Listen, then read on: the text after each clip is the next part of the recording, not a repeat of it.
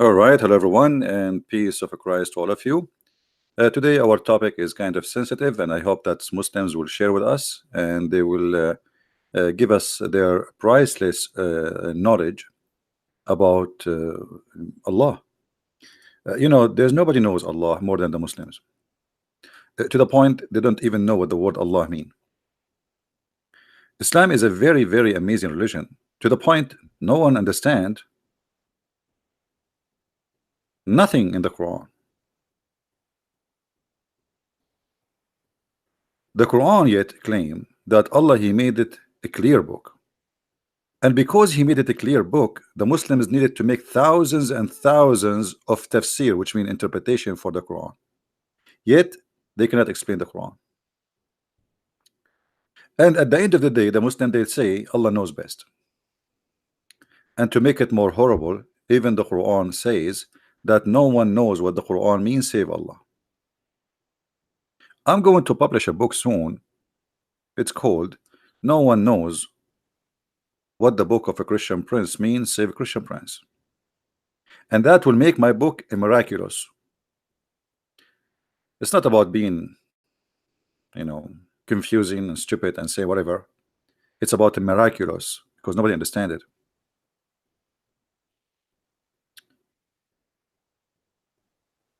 My Skype is open for any Muslim is willing to call us live on air. Please feel free. If you go on YouTube, you will find thousands and thousands of videos about where is Allah. The Muslims, they are trying to tell us, they are trying to figure out where is Allah. How even He exists? And then if you go try to to examine what they say to us in their websites, which is I find it kind of hilarious. As an example here, where is Allah? Okay, where is Allah? Here we go. Where is Allah? Who is Allah? If you read how the Muslim they give us the definition of Allah, you will die laughing. Allah is the proper name applied to true God.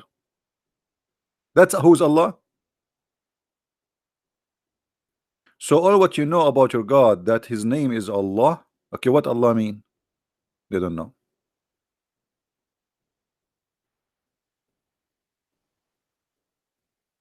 Hmm? Who is Allah? All the excellent divine names and attribute perfection. Allah is one and unique. He has no son. Nice to meet you guys. Allah have no son. He has no partner. He has no equal. He has no he is the sole creator, the sustainer of the universe. Every creature bear witness to his oneness. So why Allah want to kill the pigs? If every creature bear witness for his and what do you mean we bear witness for his creation? Here we go. I don't bear witness. I mean, what is that? Is that a definition, or this is a statement of somebody he believe blindly? All creation they believe in his oneness. Who are those creations? Cockroaches, cats, rats, dogs, goats. What do you mean? So you see here right away, when they start trying to present their God for us, they are making a statement which is silly. What do you mean? What does this mean? I thought you are going to tell me who is Allah. Or what you are saying to me, an assumption, a theory, that there's someone you don't even know, you never met, you never heard. Muslims, they never saw Allah, they never heard Allah, never spoke to them, not even once. This is why I call him the muted Allah. Allah is a mute God. And not only that, the Muslim they say to us that Allah, after he sent Muhammad, he went in a strike. Muhammad is the last prophet. Allah is now in a mute.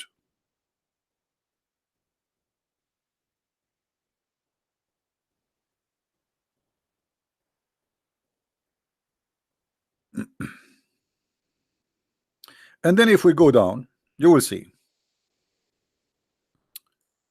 Every creature bear witness to his oneness, divinity, and rububiyyah. Like, you know, supposedly the Muslims, they are making for us like an article, and their article is in English,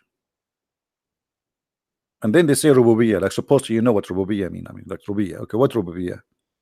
And then here, I info of Rabb, and the unique of his attribute names. What the unique about them? He get angry, I get angry. Allah, he cheat, I can cheat too. Allah, he lie, I can lie too. Allah is a deceiver, I can deceive too. Shaitan is a deceiver too. What is unique about the attribute of Allah? What is unique about his attribute? And then they quote for us a verse from the Old Testament, copying it and put it in the Quran, and they say there is none like unto him. But if this is the case, if this is the proof, who is he? Well, here we go. The God of the Christian, they say the same. And not only that, none like me too. Do you know, according to science, that there's none like me? Does that mean I'm God?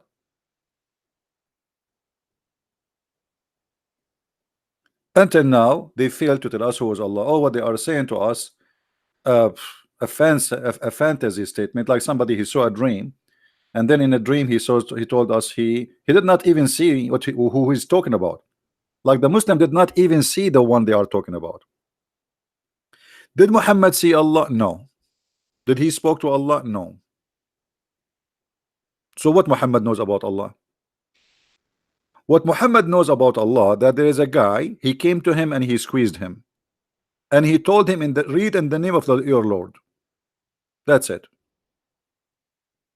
How we know that the one who squeezed Muhammad is not the devil? And since when, in order to make you a prophet, I need to squeeze you? What is the purpose of the squeezing? Muslims, they take things without checking it out. An angel of God, yet he is squeezing his prophet. Why?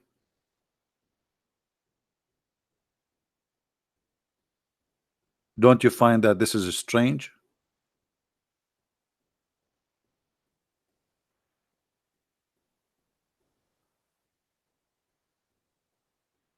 The first time the angel he came to Muhammad, he hold him so tight and he squeezed him 3 times. Okay, why? And Muhammad did not even know who is the one is squeezing him. And not only that, he did not even ask him who you are. Have you ever heard of somebody squeezing somebody? He don't ask him, who are you? Stop touching me. Maybe the prophet, he used to be squeezed, so it was normal for him to be squeezed. That's why he didn't ask, who are you?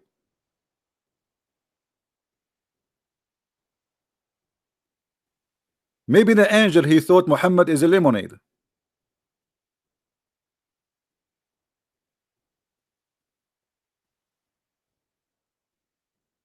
All the story does not make sense.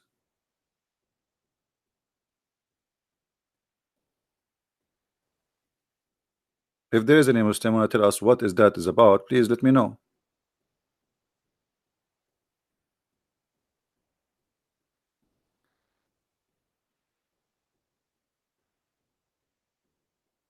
Do we have any Muslim in the chat? My Skype is open, in case you do not know. If you like to call me, and you are a Muslim only, please. Only Muslim are welcome to call me live on air.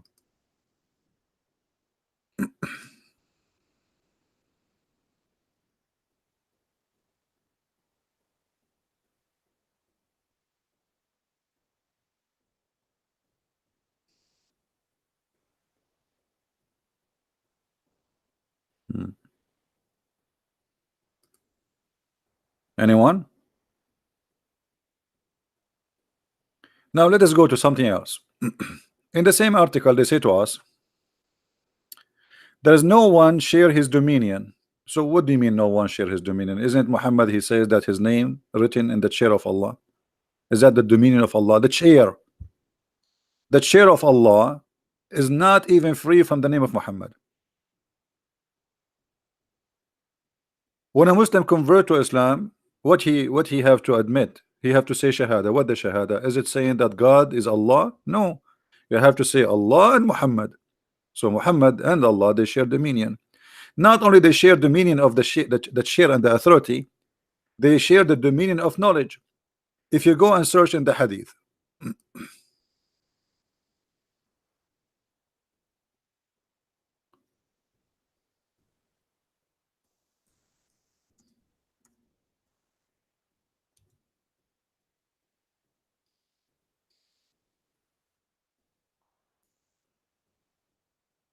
all the hadith says that Allah and his messengers knows best.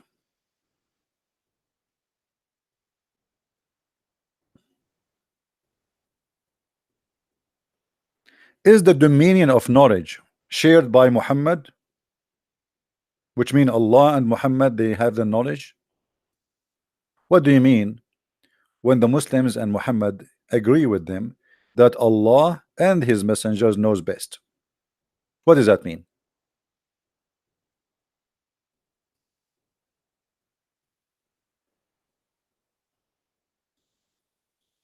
Hmm?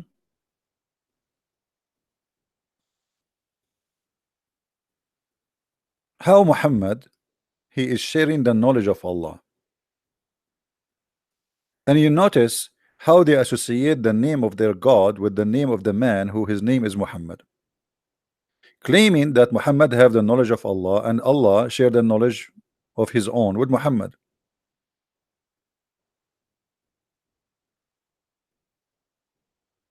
Hmm?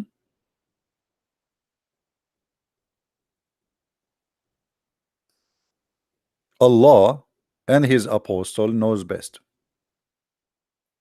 You see, if I say that me and Elohim knows best, that means I am claiming that the God of the Christians and me knows best. I have the knowledge of God and no one else have it. God, he shared the domain of knowledge with me. It's not about God anymore. There is others who have the knowledge of Allah.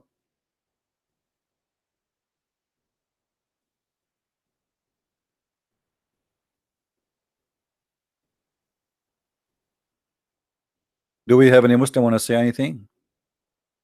In the top of that, the Muslims, they say to us that Allah, he sent 124,000 messenger.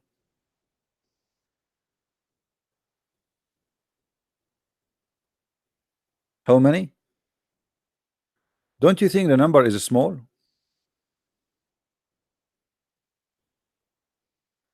And here you see the madness. Allah, he sent 124,000 messenger and Muhammad is the last one. Why? I mean, is that fair? Mankind today, they are like guided and there's no need and that's it. 124,000, which means Allah, he was popping messengers and prophet like eggs, like a chicken laying eggs. It's like an ant. The queen ant, she lay a lot of eggs. Question: who can name for us the 124,000 prophet? Who is the prophet for India? By the way, according to the Quran, the yellow pages of Allah, it says that Allah, he never sent a messenger except in the tongue of his own people. وَمَا أَرْسَلْنَا مِنْ رَسُولٍ إِلَّا بِلِسَانِ قَوْمِهِ. What does that mean? Chapter 14, verse number 4. And we never send a messenger save with the language of his folk. So he have to be from them, speaking their language. Not only he speak the language, he have to be from them. But this verse destroyed the whole religion of Islam. Anyone knows why? What's wrong with this verse?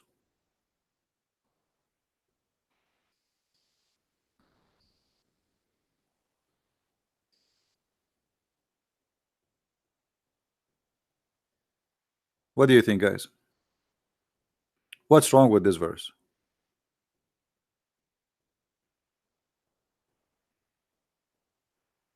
How old is Earth? That explains the huge number of prophet. My friend, your God Allah, He created the Earth, and then the Earth is supposedly the history of man since the time of Adam, and the time of Adam is not long, really far. So where is the prophets? I'm asking very simple questions. India alone have hundreds of languages, hundreds, I think maybe 400 languages. That's mean Allah He should send 400, at least 400 messenger to India alone. 400 prophets. Name one. Can you name one for us? And this verse have a problem, big problem. Actually, Islam is shish kebab because of this verse. Who noticed what the problem with this verse? Who noticed? This verse is a disaster. This verse is a disaster, proving that the one who wrote the Quran is an idiot.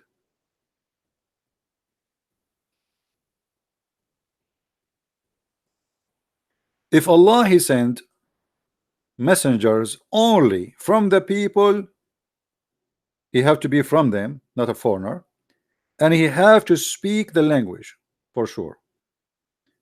In order for what? Logical. Allah is using logic for the first time. He's getting smarter.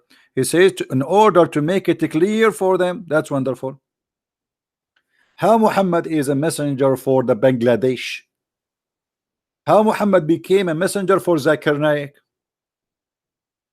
Is he from India? Is he from Bangladesh? Is he from Pakistan? Is he from China? Is he from America? Is he from Europe? In order to send the messenger, he have to be from them. Speak the language of his folk. He have to be from the folk, speak in the language of the folk in order to make it clear for them. That's mean Islam is a false cult. Because the one who speak Arabic is a very small number. And actually not all of them are Arab. And the verse is so clear. He have to be from the folk, speak in the language of the folk. Somebody saying to me, I did not get it. Okay, Muhammad is an Arab, right? So what is the folk of Muhammad the Arab? Focus with me, please. When the Quran say his folk, who is my folk? If I am an Arab, who is my folk? Who is my folk? The Chinese, the Japanese, or the Arab? I am an Arab, so my folk are Arab. So I have to be from the folk, from this group, and I have to speak their language. So in order for Muhammad to be international messenger as they claim, Muhammad he have to speak the language and he have to be from the group. Which means if Muhammad was sent to the Indian, and India have hundreds of ethnic groups, not one ethnic, and hundreds of languages and religions, Muhammad he have to be 400 Muhammad. 400 Muhammad, each one of them is born between one of the folk of this nation.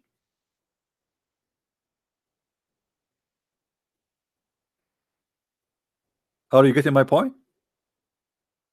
And the Quran is so clear. Why? The message will not be clear to them unless he speak the language of the folk. Do you see it? This is not me saying that. This is the Quran, and this is your translation.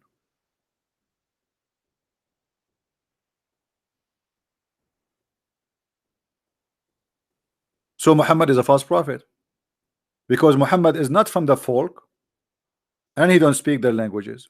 So Quran getting Muhammad busted, showing the contradiction. And look, the Quran make it clear, we never sent. Do you see the word we never?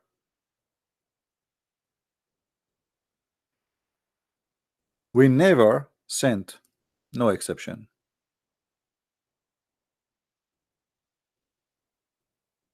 We never sent a messenger save he speak the language of his folk.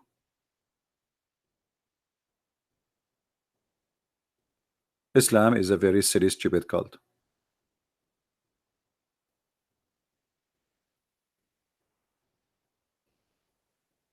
Blugly, we don't want to change the topic. Let's focus on this topic in front of us. So here you notice that the 124,000 messenger, they have to be, each one of them at least, speaking the language of his people. But if we go in the Quran, we will find that the most of the messengers are to the Jews. Allah did not send. Did Allah send a Muslim messenger for the American Indian, who there are many tribes and many languages? Did he send to the Chinese, who there are many nations and many languages? Did he send to the Russian? To what is that is about? And when the Quran says, in order to make the message clear for them, that's mean Allah will not send the message unless it is in your language, so you will understand it. Is the Arabic a clear message to Zakir Naik? Shabir Ali, Zakir Naik, Ahmed Didat, all of them, they share one thing: none of them speak Arabic. I made a video about Didat, the funny Didat, who is making himself a scholar, but yet he do not know how to read Arabic. You believe it?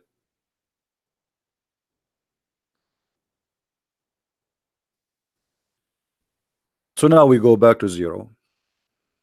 There's no way that the God, if this is a God who is saying this verse, he is the God of Muhammad, because the God of Muhammad made it clear: I will never send a message to you unless it is in your language with the prophet from your people, in order to make it clear for you.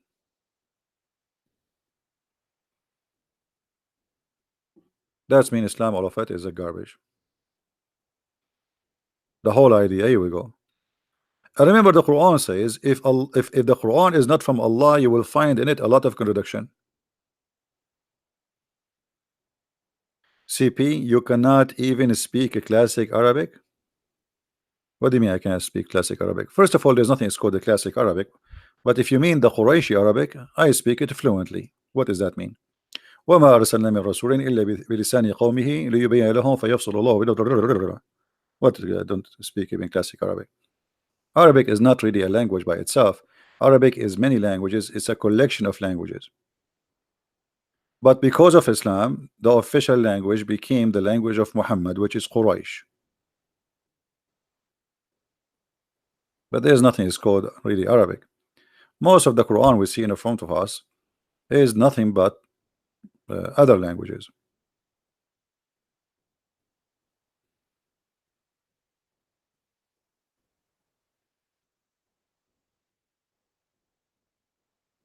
And just to show you how Islam is funny, if you remember Muhammad, he said that Allah, he sent him the Quran in 7 dialect.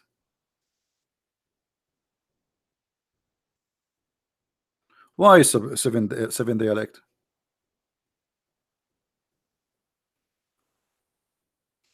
Why is that? Muhammad, he explained, he says that because the Arab cannot understand the Quran. Imagine the Arab, who they are Arab, they cannot understand the Quran in one dialect. So if the Arab, they need 7 Quran, how somebody like Zakir Naik can understand the Quran? The Arab, they needed 7 Quran, 7, not 1. Muhammad, he claimed that Allah, he sent him 7 Quran. Read carefully with me. This is Muhammad is talking. Jibril, he came to Muhammad and he said to him, Allah has commanded you to recite to your people the Quran in one dialect. Okay, so Allah what? Said to him, read the Quran in one dialect. Look what Muhammad said. Muhammad don't like that. He said, I ask Allah. What's wrong with this page? Keep moving, dancing. Somebody playing music? I ask from Allah burden and forgiveness. My people are not capable of doing it. Okay, hold on. The people of Muhammad, one tribe, it's one tribe. The Quraysh is a small tiny village. It's a small tiny, actually we cannot even call it village. A small tiny village who speak one language, and they are one tribe, and they speak the same tongue, and they are not capable of doing it. Okay, so what the solution? He want more Quran in different dialect. Then he came for the second time. He who? Jibril, the one who squeezed people, you know. If you ever see somebody squeezing you, like this is you became a prophet. So Jibril came for the second time and he said to him, Allah has commanded you to recite the Quran to your people in two dialect. What? So now we have two Quran, but that will not work. Upon this, the Holy Prophet said, hey, hello. What are you talking about? I seek pardon and forgiveness from Allah. My people would not be able to do so. Okay, so now we have two Quran. Still, the Muslims cannot understand the Quran and they cannot even like read it.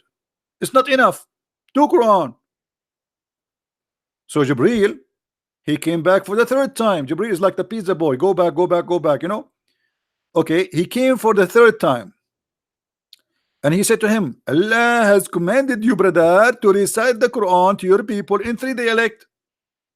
Are you happy, Prophet? The Prophet, no, he's not happy. He said to him, no, no, oh, hold on, hold on. I ask pardon and forgiveness from Allah. My people are really very stupid. They cannot handle it. My people would not be able to do it. Then he came for him for the fourth time. Like, what is that, man? Is that a joke? Is that a joke? If the Arab cannot understand the Quran unless it is 7 Quran, how someone who live in Bangladesh he can understand the Quran?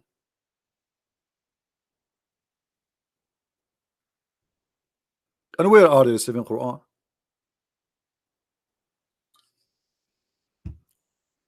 And in this story, and then the angel he keep going backward forward until it became 7 Quran. 7. That's it. Perfect. Perfecto.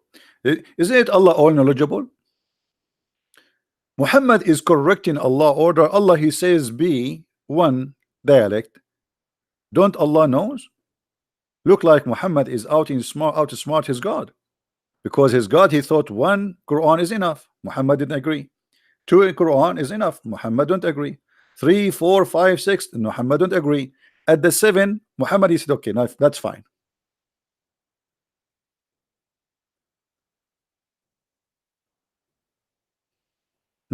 Look what Fadi he says to me. You know, Fadi, I feel sorry for him.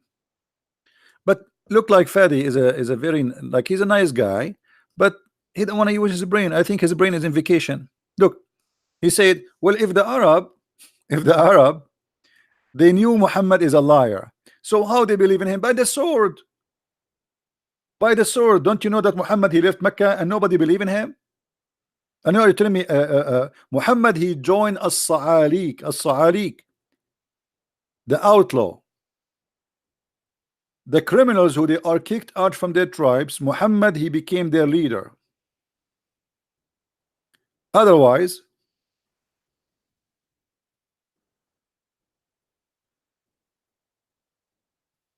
the Arab they said hundreds of times that this is nothing but stories, fabulous stories, fairy tale story, and you are acting as if you don't know. They accuse Muhammad that he is stealing information from many people who they live as slaves in Mecca, Assyrian slaves, Syrian slaves who speak Hebrew and speak Aramaic. And Muhammad he answered them in the Quran, saying to them, and we know well that they say only man teach him. They knew he is because he go and listen to those guys, and falsely, you know, because this is a clear Arabic. You know what a clear Arabic? We just show you where it says in the hadith that the Arab cannot understand it. How it's a clear Arabic yet he needs 7 Quran. I mean, do you see how clear it is? It's a clear Arabic, but yet he needs 7 Quran. But what is behind the 7 Quran for reality? Muhammad he cannot repeat the same verse twice. So in order to cover his lies, he says, oh yes, actually there's a video made by a guy, his name Samshi. I don't know if you know him. Shamshi,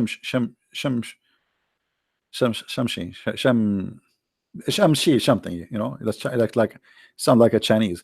So Shamshi he said that there is 2 Muslims He was reading a hadith, supposed to refute us as a Christian. Two Muslims, they were reciting the Quran differently, and they fought over it. The first one, he said to the other one, I heard the Prophet saying it differently. The other one, he says to him, you are a liar. The Prophet did not say it this way. I know how he said it. Then one of them, he dragged the other one to Muhammad. He said, I wanted to kill him because he is reciting the Quran wrongly. The Prophet said to him, okay, you recite. The man recited. The Prophet said, okay, this is correct. The other guy, he said, but Prophet, he said, okay, you recite now. The other guy recited differently. Muhammad, he said to him, that's correct too, because this is how Allah, he sent it to me. He sent it to me in 7 ways. So Muhammad, he, in order to cover his ass and his lies, because he cannot repeat the word of Allah twice correctly, he needed to fabricate that Allah, he sent him the Quran in 7 ways. So if I tell you a story today, and tomorrow I tell you the story differently, you cannot say to me you are lying. I will tell you that Allah told me the stories in 7 ways. You know what I mean? This is the whole idea behind this is seven. You know, did Allah send Musa's 7 Torah? Did Allah send the Injil to Isa in 7 Injil? What is that?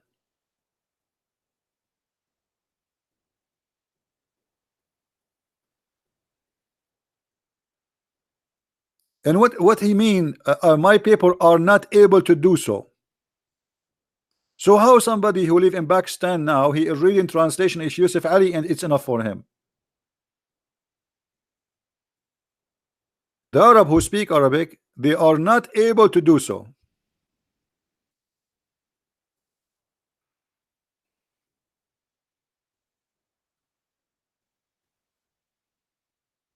Do we have any blessing from Allah for us today to send us some Muslims to guide us to the truth?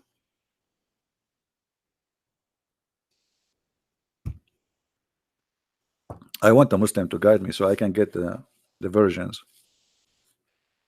I really need versions. Even if I go to the store, I buy virgin oil. I mean, I love versions.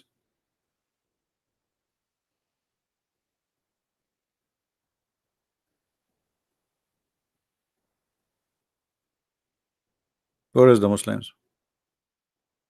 So all this religion, it does not mean any, it does not make any sense. It's silly.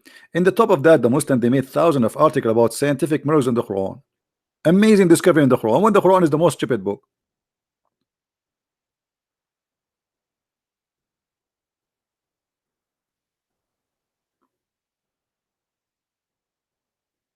Now after Allah, he sent the Quran in 7 letters. Do you Muslims even explain the Quran? Do you even understand the Quran?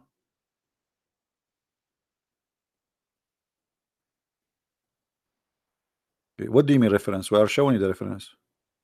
Reference for what? The one in the screen? Anytime you see something in the screen, you can freeze it and you can type the exact word in the screen and you will find it in Google. Prophet Google is very helpful. Like even if I don't show you the reference, the numbers as an example here, it might be even better for you if you type like a sentence, full sentence as exactly as it is in Google, and you will find the reference.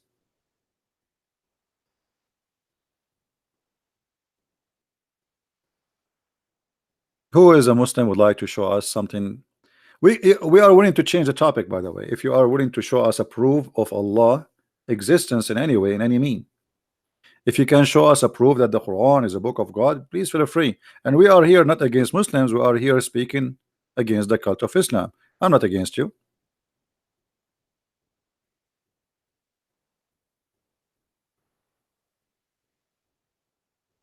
Yeah, we spoke about that, ABC, about the death of Muhammad. You can watch my previous video. If you go back in my channel, it says who killed the prophet. You can watch it. Do we have any Muslim would like to call us?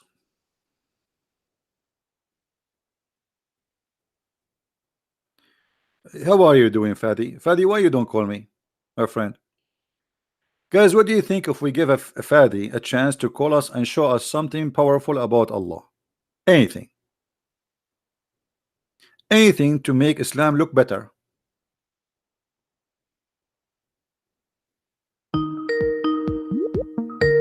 We have a Muslim who get upset always when somebody leave Islam in my channel. Islam look better. Hello? Hey, how are you, Muslim? Assalamu alaikum. Are you allowed to say assalamu alaikum to me? Be honest with me.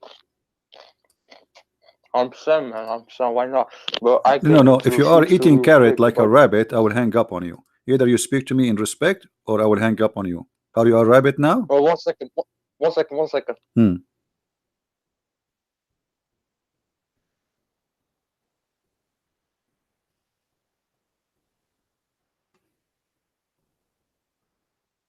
By the way, rabbits are Muslims too.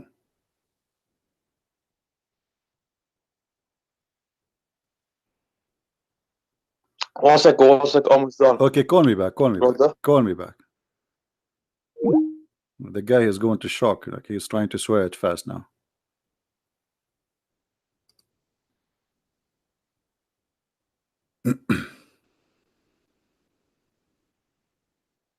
This guy, each time somebody leave Islam, he called me right away. He says, this guy is a liar. He's not Muslim. He cried badly. I feel sorry for him. And just wait, he himself will leave Islam sooner or later. If you are a Muslim and you have a knowledge in any way, and you think you can give us something solid, good about Islam, please feel free. We like to hear you. Matt, are you a Muslim? Matt Chow? If you are a Muslim, you can call me, no problem. You do not need to ask me. If you are a Muslim, call me.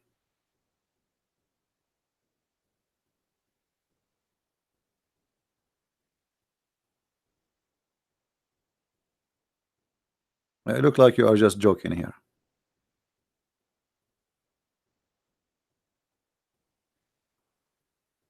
Do we have any Muslim would like to call us?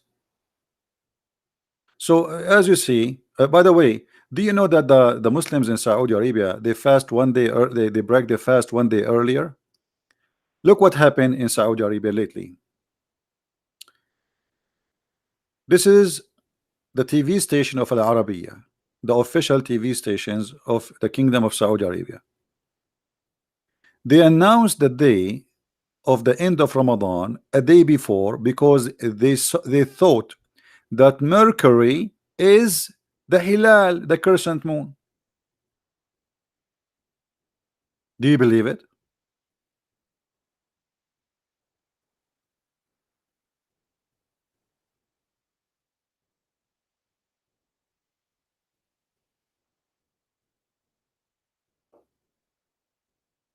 They bought telescope from the American. Look, they are waiting for the Hilal, the crescent moon. And then at the end of the day, they thought that Mercury is the crescent moon. And now all the Muslims in Saudi Arabia, they broke their fast a day before the end of Ramadan.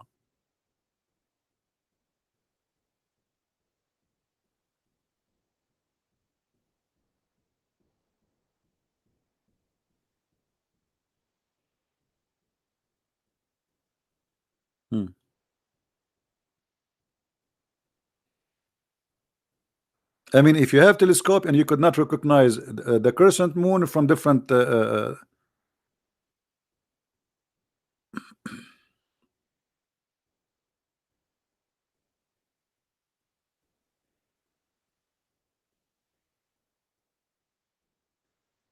right, Shikika, I'm glad that you are using the knowledge with your mother-in-law, and I hope soon she will leave this cult. So what happened to this guy? Is he going to call us?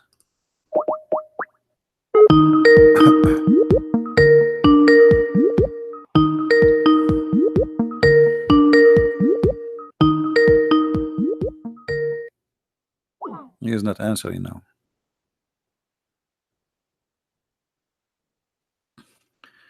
Anyway, Islam is very easy to prove to be a stupid cult, and you do not need to be a genius to prove it. And here we go, we are here to challenge. You see, Those who claim they have knowledge in Islam, do they dare to have an open line like us and take calls? I will call you. Like this guy, his name Nu'man Khan. Nu'man Khan, he received text messages from girls, but not from me. Can I text you? Can I call you? What about Zakir Naik?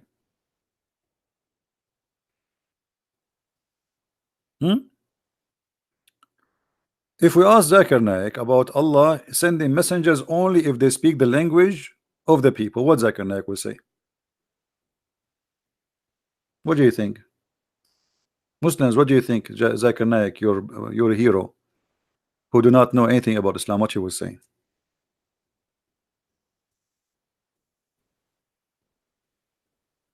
He will come with a fabrication. Let us call him.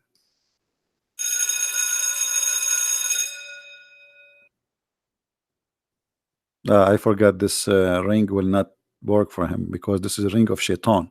The Prophet said so. Hello? Brother Zakir Naik, Assalamu alaikum, brother. I have a question for you. I told you your name is the Christian Prince and don't say your name. I can't get you butted easy. Just take it easy. I did not change my name and did not change my voice. I'm talking to you, brother. What is the purpose of a chapter 14 verse number 4 where it says Allah never send a messenger unless he is from the people speaking the language of the people? So how the Prophet Muhammad can be a prophet for people in India or Bangladesh or Pakistan? First of all, the Prophet, he is welcome to be our prophet and we like it. The same all what we say, I am sexy and I know it. Secondly, it's not your business. But we are trying to understand what the Quran is saying, how he can be your prophet if he is not from Bangladesh or Pakistan or India and he don't speak the language of the people. As you see, the Quran says in order to make it clear for them. And let me explain to you. First of all, the Quran is so clear for us and I will explain it to you. If you go to the book of Tafsir al-Bukhari, it said that the Quran is so clear, and because it said it's so clear, this is why it's very clear. But your answer is not clear for me yet. The Quran says Allah will send only messengers to those who he speak their language, and Muhammad, he don't speak your language, so how he can be your messenger? At the old day, the Prophet Adam, he came to India and he used at that time speak Arabic, and this is why the Prophet, he was the prophet for India too, because we are originally Arab. Adam, he came to India and India was Arab, and the Prophet, based on that, he is a prophet for India because originally they are Arab. Absolutely, and we can prove it for you. As an example, the Arab, they like to eat rice. We like to eat rice. They like to eat curry, and we like to eat curry. And they like women, and we like women. So obviously we are one nation, and you get your basid. And don't call me again.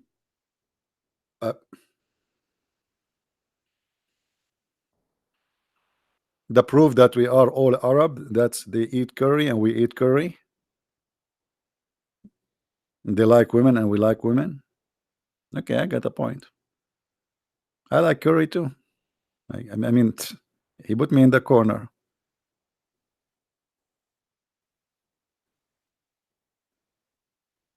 Any Muslim want to answer this?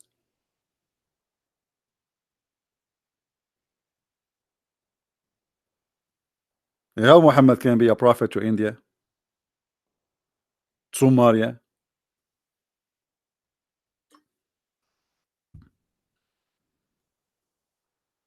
All the countries around the world.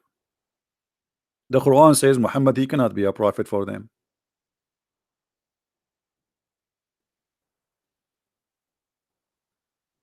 And by the way, here there's another mistake. Does the Quran says Allah will send it to his folk? But isn't it the Quran say that Allah, he sent sent Moses and Aaron to Pharaoh?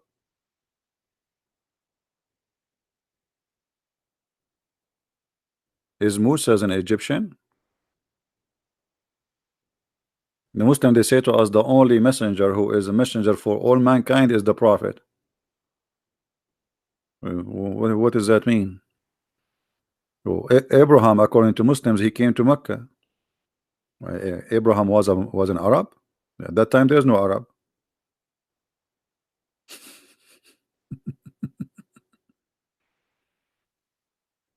Who is a Muslim would like to call us? Does Hilal mean the crescent moon? Yes.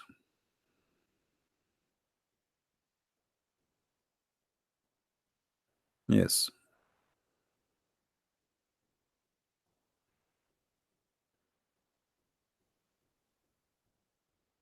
And Hilal actually is coming from the same as we explained before, where Hil al al is a word meaning God, the same as Baal.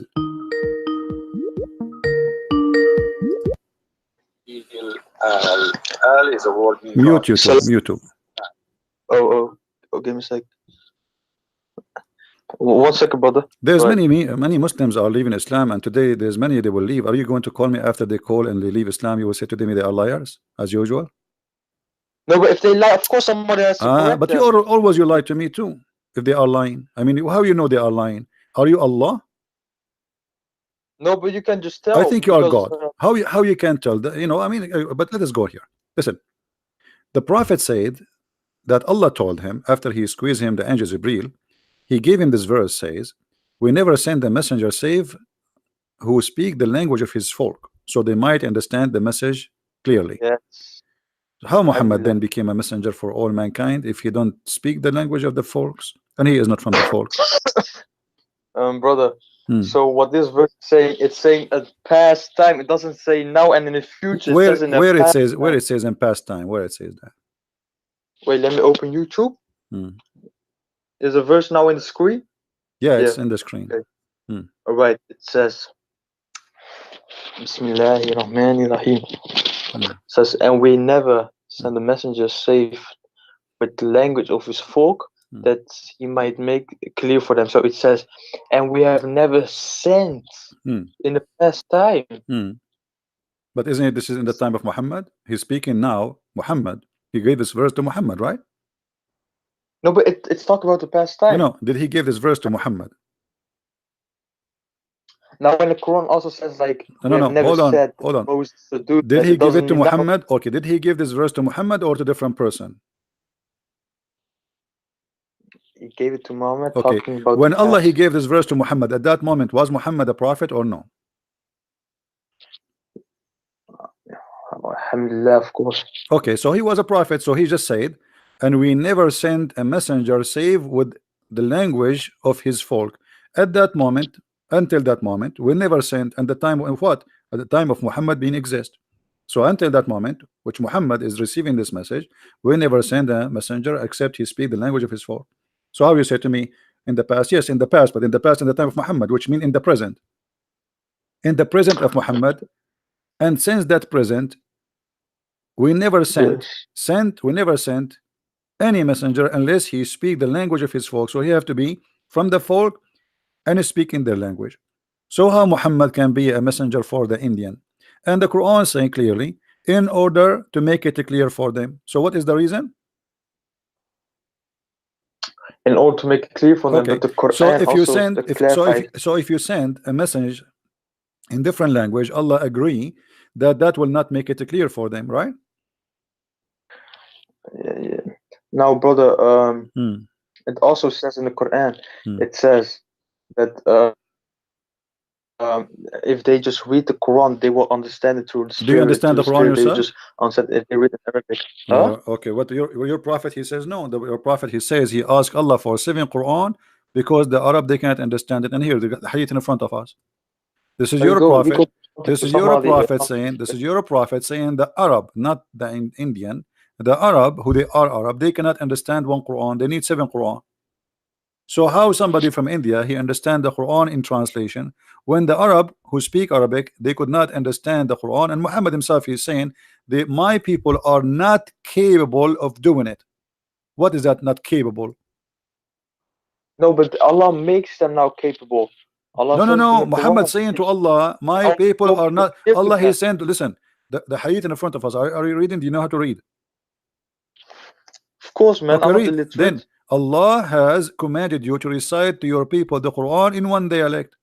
One what? One dialect. Okay. What Muhammad respond was? I ask Allah burden and forgiveness. My people are not capable of doing it. How many dialect you are reciting the Quran today? It's commanded to recite to your people the Quran in one dialect. Upon this, he said, Is it Sahih? Oh no, this is da'if. And what is Sahih? I don't know. You tell me. Are you saying you are to me saying sahih? What sahih mean? You tell me what sahih. What sahih mean? Sahih is somebody eating too much carrot. What is that? Sahih? What's wrong with this religion? I mean, look how funny this religion. Their religion have weak and strong. That's mean your God Allah is weak too. I mean, if Allah Prophet he said that, can't Allah preserve his teaching? Why you Muslims keep fabricating stories? Why you Muslims are you saying to me you Muslims we lie about the Prophet and we fabricate a story about him and Allah he could not stop us? Your God is weak. Here we go. You are right away asking me, is it weak or strong, brother? Which mean, is it a lie story or a true story, brother? Because we Muslims, we write a lot of lie stories about our Prophet. We lie a lot we lie. We like to lie. Do you like to lie? Why you are asking me if this is weak or strong? What does that mean? Explain to the audience. What does that mean? So in the hadiths, the hadiths are comparable to the New Testament because the New Testament and the hadiths are actually almost the same, but the hadiths are stronger than the New That's Testament. That's false because Old Testament and New Testament is the same. And hold on. We don't have something. Hold on. Stop being silly. Have you ever seen a Christian saying that something in the New Testament is weak and strong? We don't believe in that. That's why it's not clear. So I'm asking you why you are saying to me da'if. Why you Muslims? Why you okay? So if this is not. So you are saying to me that the stories which is mentioned by Muhammad is not protected by Allah. Is that correct? Allah said in the Quran, He said, "We have brought you the Quran." Is it now not clear? So why this story is written there? If the Quran is clear in one dialect, why you have the Quran in 7 dialect? It's clear. It says people. It says to specific people. Doesn't say to. Doesn't matter if the Quran is clear in one dialect. Why we need 7 Quran? You said to me it's clear. Oh, no, what do you mean by 7 Quran? There are not 7 Quran. There's 7 Quran. There's Quran Warish. There's Quran Hafiz. There's many Quran. You have no idea. Are you sure you're a Muslim? I think you're a liar too. I think you're not a Muslim. I think you're a Sabian. Well, what's a Sabian? Sabian is like your prophet. Right? Your prophet is a Sabian. I'm a true Sunni Muslim. So, but your prophet is not a true Sunni Muslim. Your prophet is a Sabian. What is a Sabian? The Sabian is the word Sabian is those who do coloring. They color you. You know, like they put you in the water and they color you. Ink in ink? No, by water. How am I gonna get caught if I go into water, man? So are you saying to me this is stupid? Well, first of all, if you look at this, it actually says this. It says, I was watching the video while I was eating. Don't change the topic.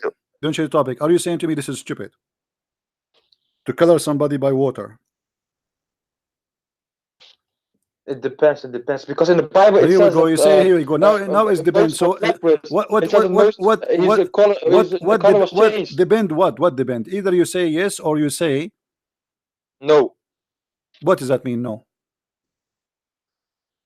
Well, even if in your Bible it says that God gave Moses another color when he put his hands in his bosom. I'm asking you in your Quran, in his bosom. Listen. I'm looking at your stupidity. I'm asking you, is it correct? You are asking me what is the Sabian, right? Yeah. Okay. Do the baptism of the Sabian.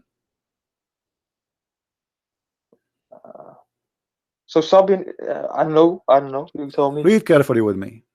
Chapter 2, verse number 138. Is it Quran? Yeah, this is Quran, but this is weak Quran. No, Quran strong, brother. What does that mean? You said to me the Quran is clear. Yes. What is the color of Allah? From Allah. It doesn't say of Allah. It's just from. We take our color from Allah. Okay, explain to me. What does that mean? And the best who do coloring is Allah. What does that mean? Who is better than Allah What is the color? What is the coloring Allah he do? No, he just colors you. He give you color, right? What color? What is that color? Explain to me. Okay, no problem. I'm trying to understand. Allah he color you. He color. No, Allah don't color us. What do you mean? What do you mean the color? Who You tell me. You said the Quran is so clear. Okay, explain to me. Allah how he color us. What does that mean? So it just means anything. Like Allah made the earth. Allah made the seas. This is not the question. It says Allah he gave you color. It says Allah he gave you color. Okay, the color is from Allah. What coloring is mean? Well, are you an atheist now that you're gonna say the color came out of nowhere and not from God? What this have to do? You said to me the Quran is clear. Allah is coloring. What coloring what? And what color he is using? We take our color, so it means. So okay, before Allah he gave us our color. What our color was? Because when you say coloring, that's mean you used to have different color. Coloring obviously is not the original. Like you steal my bicycle and then you color it. So this is not the original because you used to have different color. Allah is coloring you now. So what is the color Allah he cover and what is the new color? Well, I don't see where you see that this is not the original color it's talking about. It says coloring. No, it doesn't say. It's not color. Okay, okay. Allah he gave you a color. Before you have the color, what do you have? No, but this end, who is better than Allah at coloring? That's something different. Okay, don't you think this is stupid? What do you mean? What is the best? Explain to me. What is the best than Allah in coloring? What does that mean? You said to me the Quran is clear. Allah is comparing himself to a printer. I have a printer who do coloring. Allah is better than the printer in coloring. In which way? How? Well, we say that Allah deserves every title that He's the best of. This is not the question. This is not the question. Don't change the topic. Deserve every title like what? A fool? What title? I'm asking you what Allah is saying here. He is the best of coloring. He's comparing himself to who?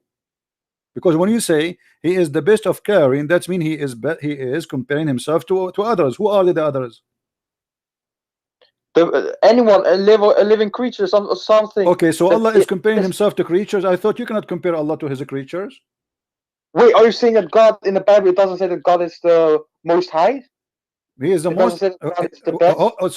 So when God Allah he says this is how the people they speak about their God. He is the most high, but a God is not the most high.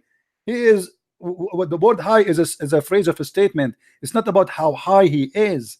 There's no high because simply the sky around us, what is up today is down tomorrow. The earth is going around itself. So stop being a fool.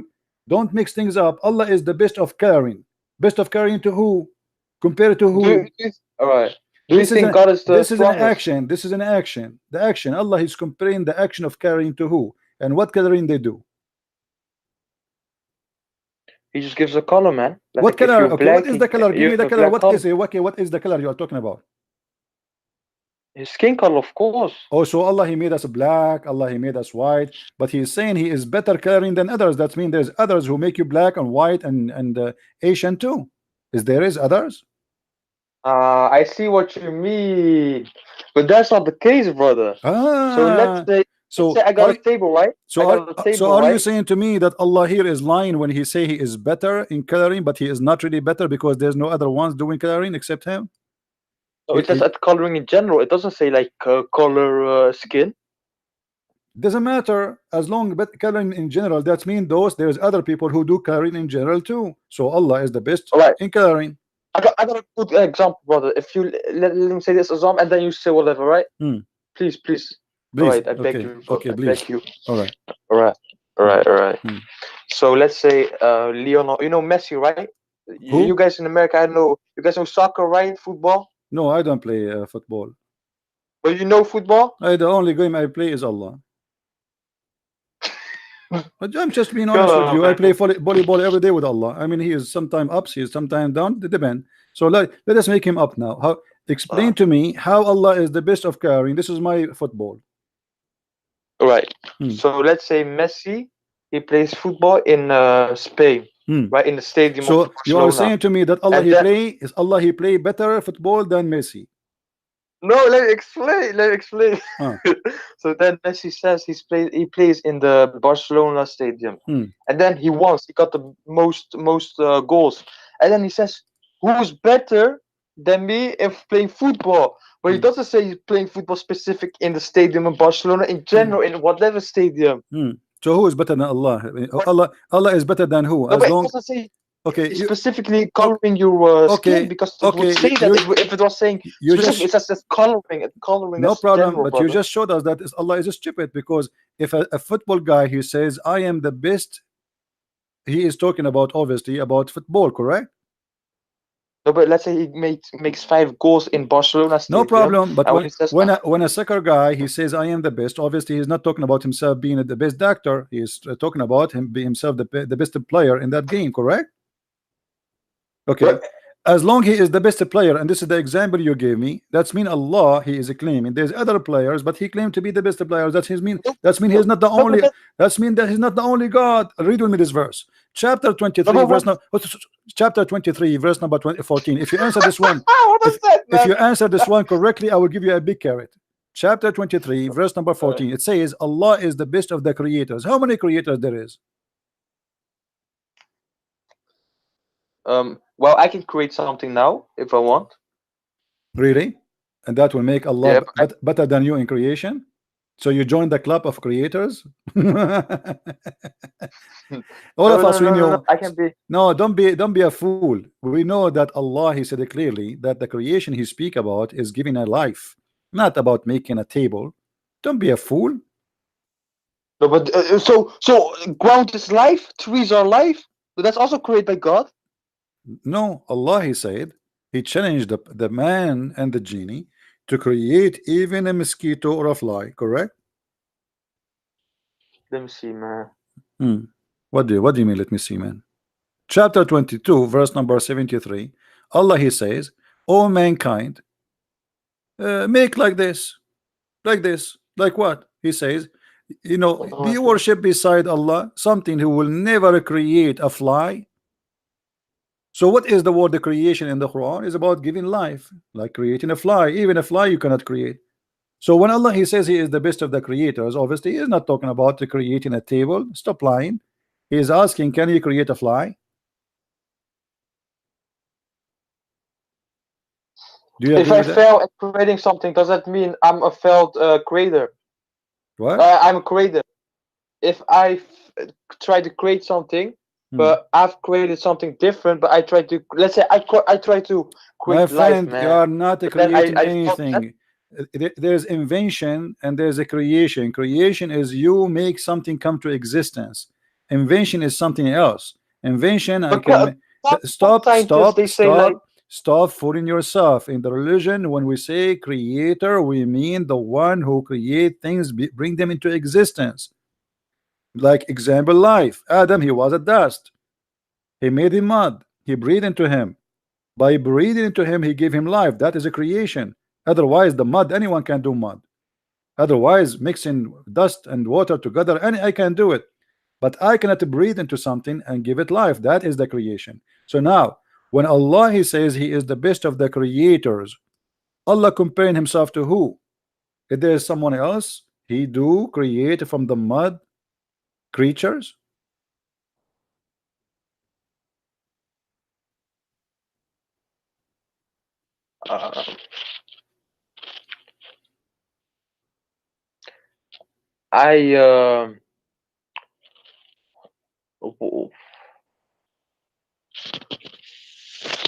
Do you want to call a friend? Probably, man. What about you take a carrot? No, I already ate the carrot, man. So like the carrot is not working. We need something else. What about camel urine? The Prophet he ordered Muslims. Are you drinking camel urine? I think your weakness because you don't. Tell me where the one says drink camel urine. What about it? Oh my. Wait, brother. Wait, my mic dropped. 1 second, brother. Your mic dropped? Say again? No, my mic dropped from my ear. So now what we would do with Allah is the best of the creators. Do you think he is lying? He is exaggerating. He is saying he is the best of the creators, but there's no other creators. He's a liar. Well, I think this is subjective, man. You know why? You keep doing it this way. I think it's subjective. You know why? because somebody might read this here means in general, but somebody else might read this that is like creation. Let me Well, ask it you. doesn't, since it doesn't specifically say. Okay. Um, Okay, hold on. For you know what? life. Hold on. You see how clear the Quran for you? Obviously, it's clear. And you, I mean, the Quran is so clear. Here it says, "And we have created above you seven baths." What does that mean? The Quran is clear, right? There's 7 ways Well, above above you. There's 7 ways. What is that? yes, What is that? and with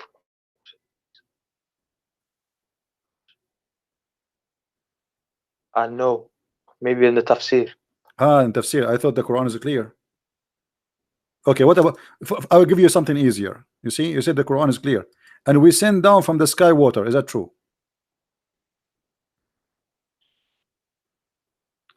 Brother, when you accept that the Quran is Don't the change truth, topic. yeah, Is it you true? accept Is it everything true what that is in it. is it true that the water is coming from the sky? Yes, from the clouds. So where is the ocean coming from? I thought the cloud is coming from the ocean. Water in measurement, and we give. Which one is created first, the cloud or the ocean? No, the cloud. Look. Even before there was any water, there were no clouds. I'm asking because you. So which clouds one? exist Okay, no only problem. because of I'm water. asking you. Make it simple for me. You know, I'm not smart like you. I don't eat carrot too much. Which one is created first, the cloud or the ocean? Hmm? 1 second, brother.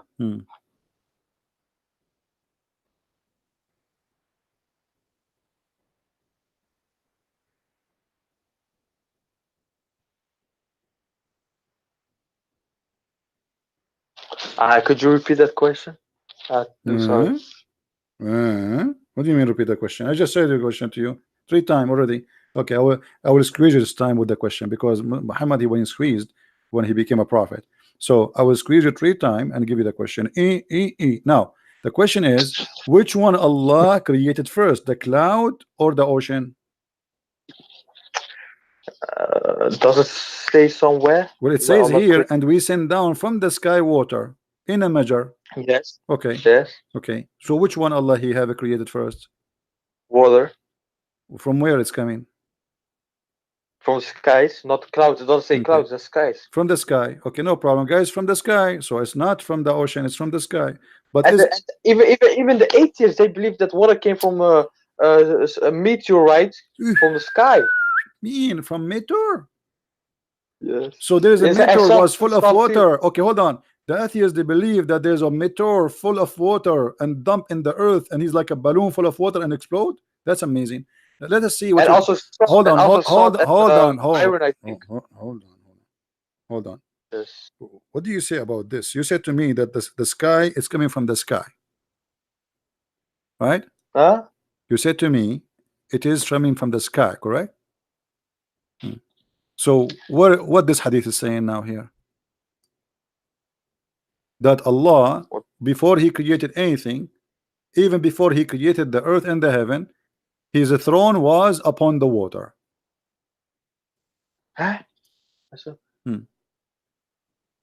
Allah ordained the measures of quality of the creation 50,000 years before he created the heavens and the earth, and his throne was upon. Yeah. So what is the water was? There's no earth. There's no, no but heaven. it doesn't mean what was created in the sky. It says the water was brought forth to My us. friend, hold on. Listen. It doesn't mean the general water was created from the sky, brother. Abdul, listen. It says the water we have today. Okay, Abdul, listen. There's no heaven, there's no earth, but yet Allah has a throne above the water. Where was that water? There's no earth, there's no sky, there's no earth. It says clearly, before he created the heaven and the earth, as his throne was upon the water. So there was no heaven, there was no earth, but yet he was in the top of the water. Where was that water? All right. Now, before I answer this, Christian Prince, brother, I can, if you want now, right now, I will ask smart Muslim Sheikh. What do you mean smart Muslim? Are you saying you're hold on? Are you insulting yourself? Are you saying you're a stupid Muslim? You wanna answer ask a smart Muslim? What does that mean? I never mind him then. Never mind him. All right. So what? So let me ask you then. Let me ask you then. I am willing All right. to. I'm willing to help you. If you call live right now on air your sheikh and put him in the speaker with us, so I can talk to him. Can you do that? Wait, what? Can you call your sheikh right now, the shaky sheikh, the one who do belly dancing always for you? Can you call him and challenge him to answer me and put him in the speaker to talk to me live? Yes. Okay, do it. Yes. Go ahead. Right now. Right now. Are you ready though? Right now. All right, brother. Okay. All right. If you give me a second, man. Why you are hanging up? Why you hang up? He will never talk to me. Why you hang up?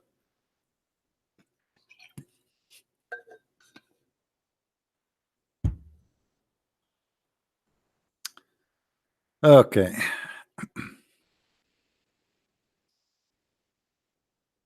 Oh boy.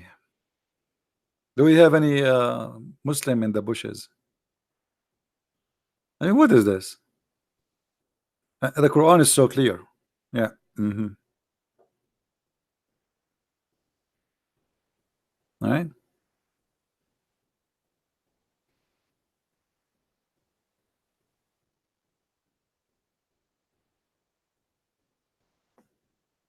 One of the funny thing about the Quran, that Allah in the Quran keeps saying, did you see?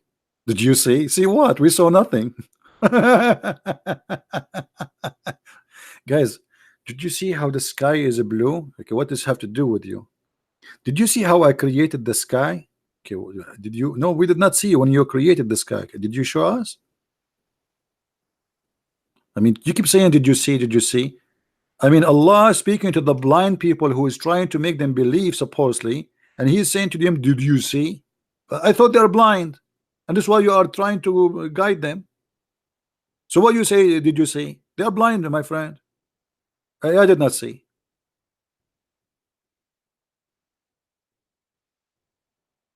Any Muslim did see? They are the only nation who witnessed for something they did not so. Let us take Shahada. Shahada means witnessing.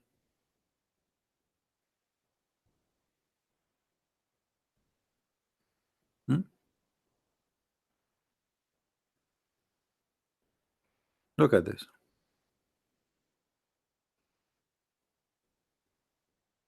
All of this is speaking about, didn't you see?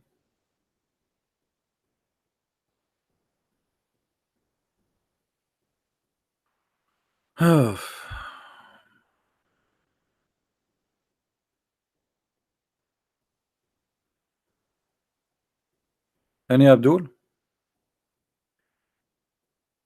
I am not taking your call. Yes, maybe you are blocked, Matt, because you are being silly. You are not a Muslim and you keep saying you want to take my call. Why you want to take your call?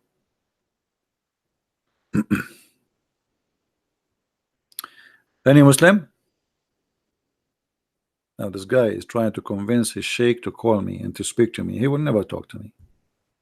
He will risk his career. No way.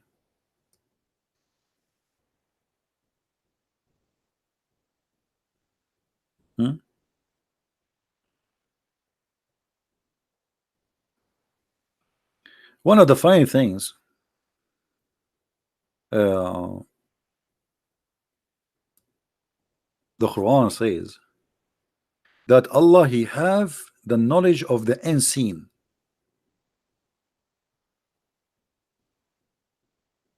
And He can see. But if we do a little examination, we will find that Allah, He have no idea what He is talking about. As an example, Allah created from every kind, male and female.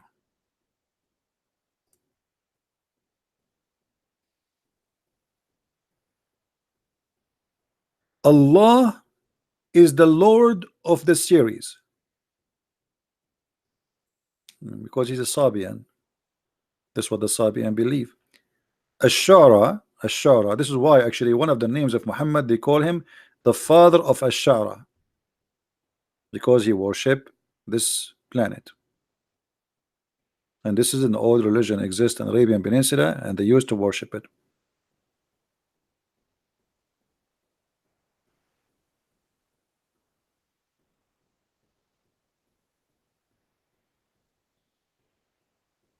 Don't you see that Allah is the one who give life and give death? No, I did not see. Did you see it? Don't you see that Allah is the one who make you laugh and make you whip?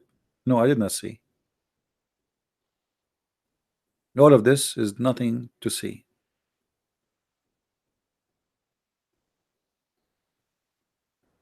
And here you find another stupid statement in the Quran, that Allah, he claimed that nobody should pay for the sin of somebody else. But in different locations, Muhammad, he make it clear that the Christians, they will pay, and the Christians and the Jews specifically, they will pay for the sin of the Muslims.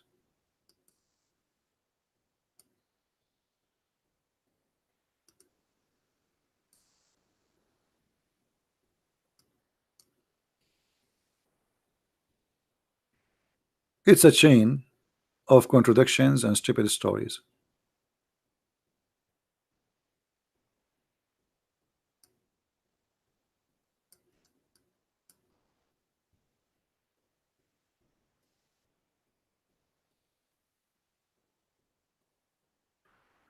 Let us see.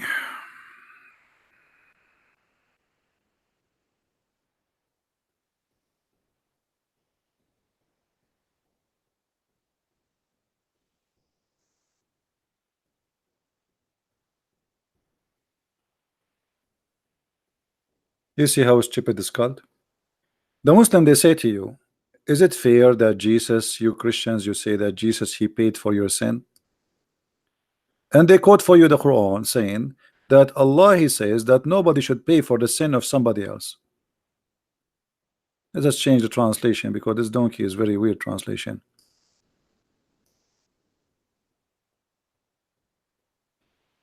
No burden person with sin shall be bear a burden of sin of another. Quran.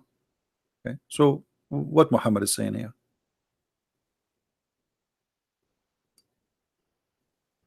One of the clear signs of cult leaders, they are not consistent with their own teaching. Either nobody will pay for the burden of somebody else, or people will pay for the burden of somebody else.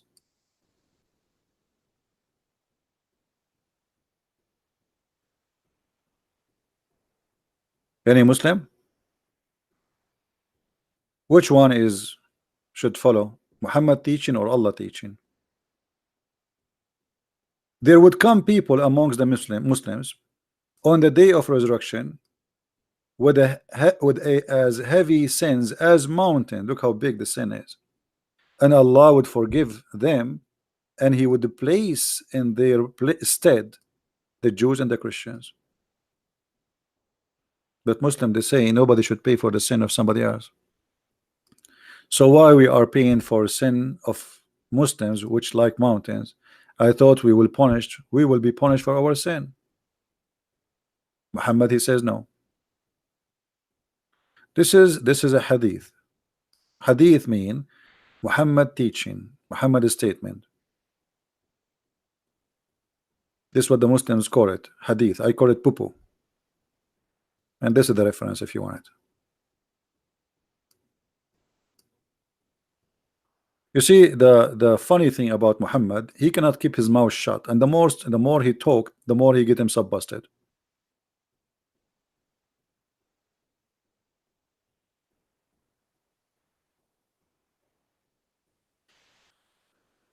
Matt is not a Muslim, guys. You know what? Let me block this guy. It just became annoying. Do we have any Muslim would like to call us?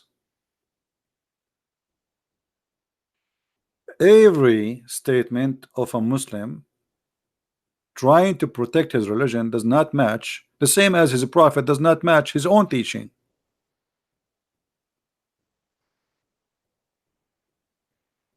How a prophet of God, he says statement against what his God told him? Any Muslim can tell us? How he is a prophet speaking for this God, but his God says something and he said the opposite.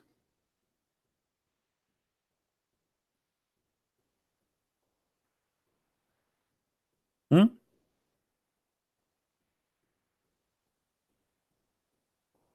And what happened to this guy? He want to call his sheikh. I think he is diving in the deep ocean trying to find him.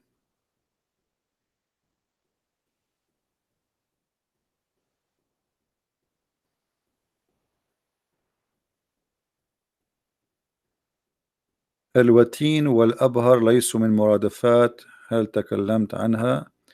My friend,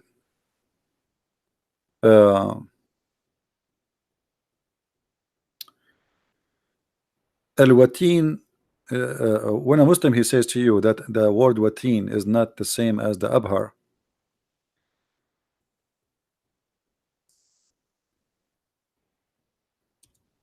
it's just to defend and trying to protect their prophet,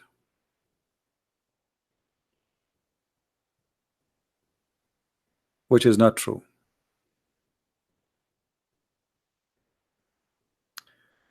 This is the dictionary لسان العرب. نيات القلب الوتين نيات القلب. It appears in Surah Al-Haqqa verse number 46. What do you want more? الوتين الشريان الرئيسي. All right, now we go to Abhar. Always Muslims, when they try to defend, they try desperately to defend, but it doesn't work.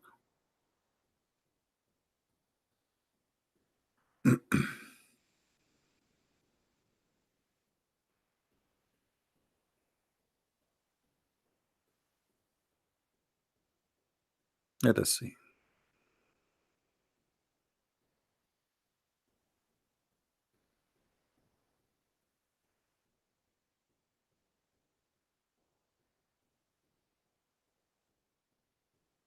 And if you have a Muslim would like to call us, he can, you know. Here we go. This is the dictionary. Al-Abhar في علم التشريح. The most or the biggest vein in the body goes from between, or the most important, between the right side and the left side of the heart. Do you see it? So both of them is the same, and this is the Arabic dictionary.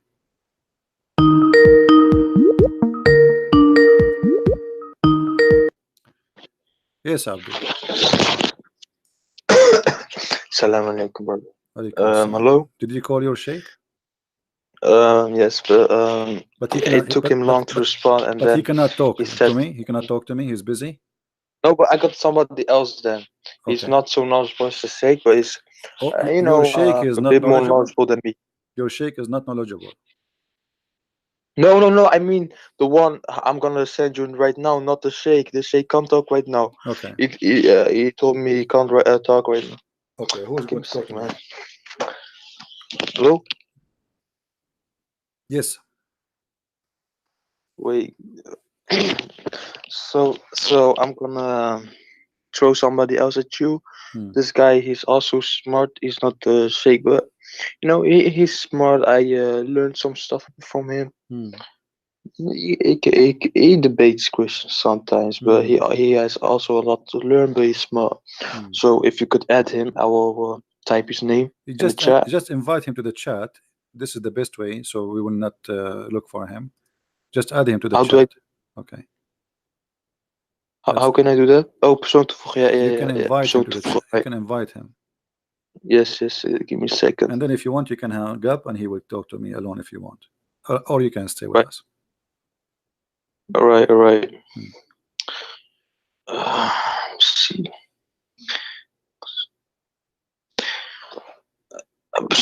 Let me see if I can. You can click at the plus sign, and then that will make him invited to that conversation. Yeah, but he got another Skype, so I gotta add that Skype now. Right.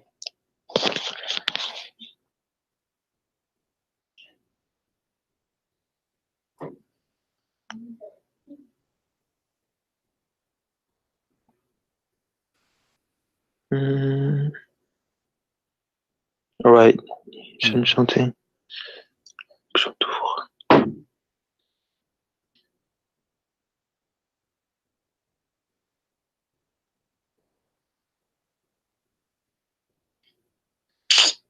That was this. It says,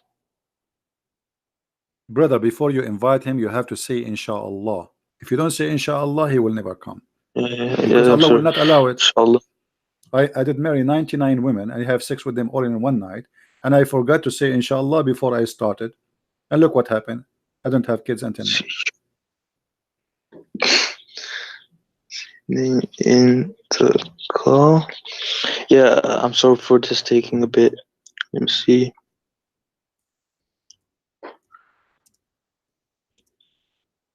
Oh my God. Don't say oh my God. Say oh my Allah. Come on.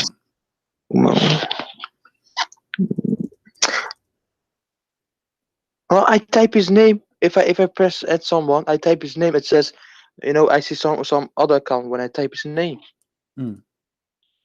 Why is this? What? Give me his name. I will invite him. Give me his name. I send the name on the chat. Okay. I add him, and then I see him talking to me. And whenever I press on add someone, I don't see his name then. It's weird, man. It's really weird. Weird. I told you, because you're not saying inshallah. You have to say inshallah. I said inshallah. I said that. Allah control the internet, my friend. Yeah. That's not the case. Yeah. Actually, this guy, he called me before. I have his name here. Isn't it his Muhammad Qasim? And he have I don't know. I know him for a week or something. He have an image that says indeed my prayer or something, right? Ah, yeah. Okay, that's him. Okay. I think so. Hang up. I will call him. All right.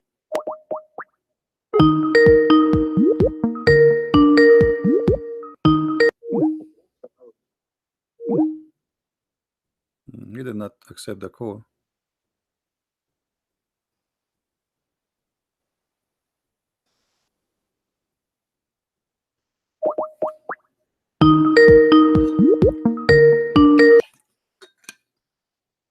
Hello.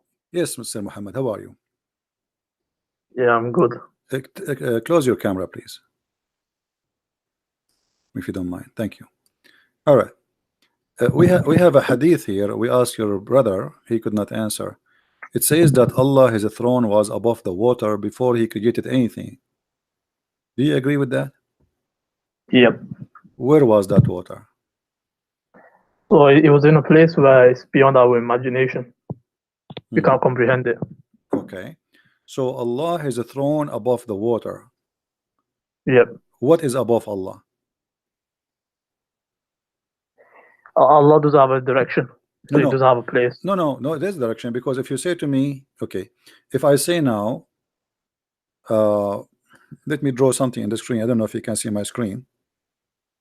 If I say that this is the water, okay, this is the water, and then Allah throne is here above the water, okay, that means we have now direction. We have down and we have up. Yeah, so we have a direction of we have the direction of the throne and the water. All right, but so we don't have the no problem. Yeah, we don't have So the direction of so no problem. Allah. In the direction of above the throne, what we have above the throne?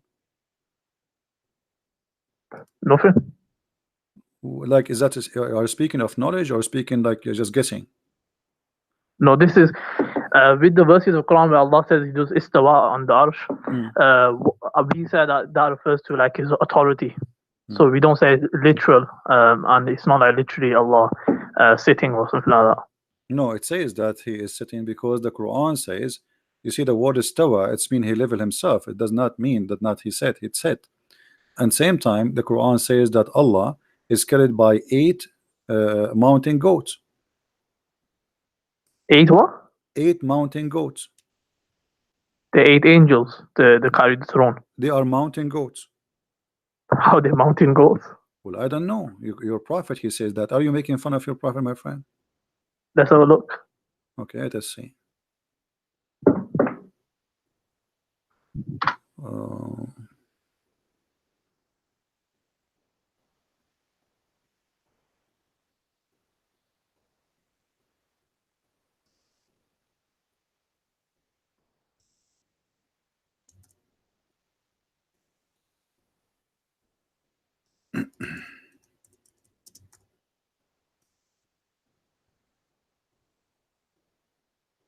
All right, read with me carefully, please.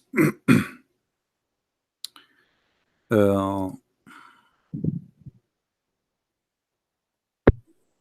hadith here is saying there's like 7 heavens above the earth, and the heaven which is above at that similar distance go until the count 7 heaven. Above the 7 heaven there is a sea. This is the water we are talking about, and the distance between whose surface and the bottom is like the distance between the heaven and the next. Above that there is 8 mountain goats, and the distance between their hooves and the haunches is like the distance between the heaven and the next. And above that is Allah. Do you see it?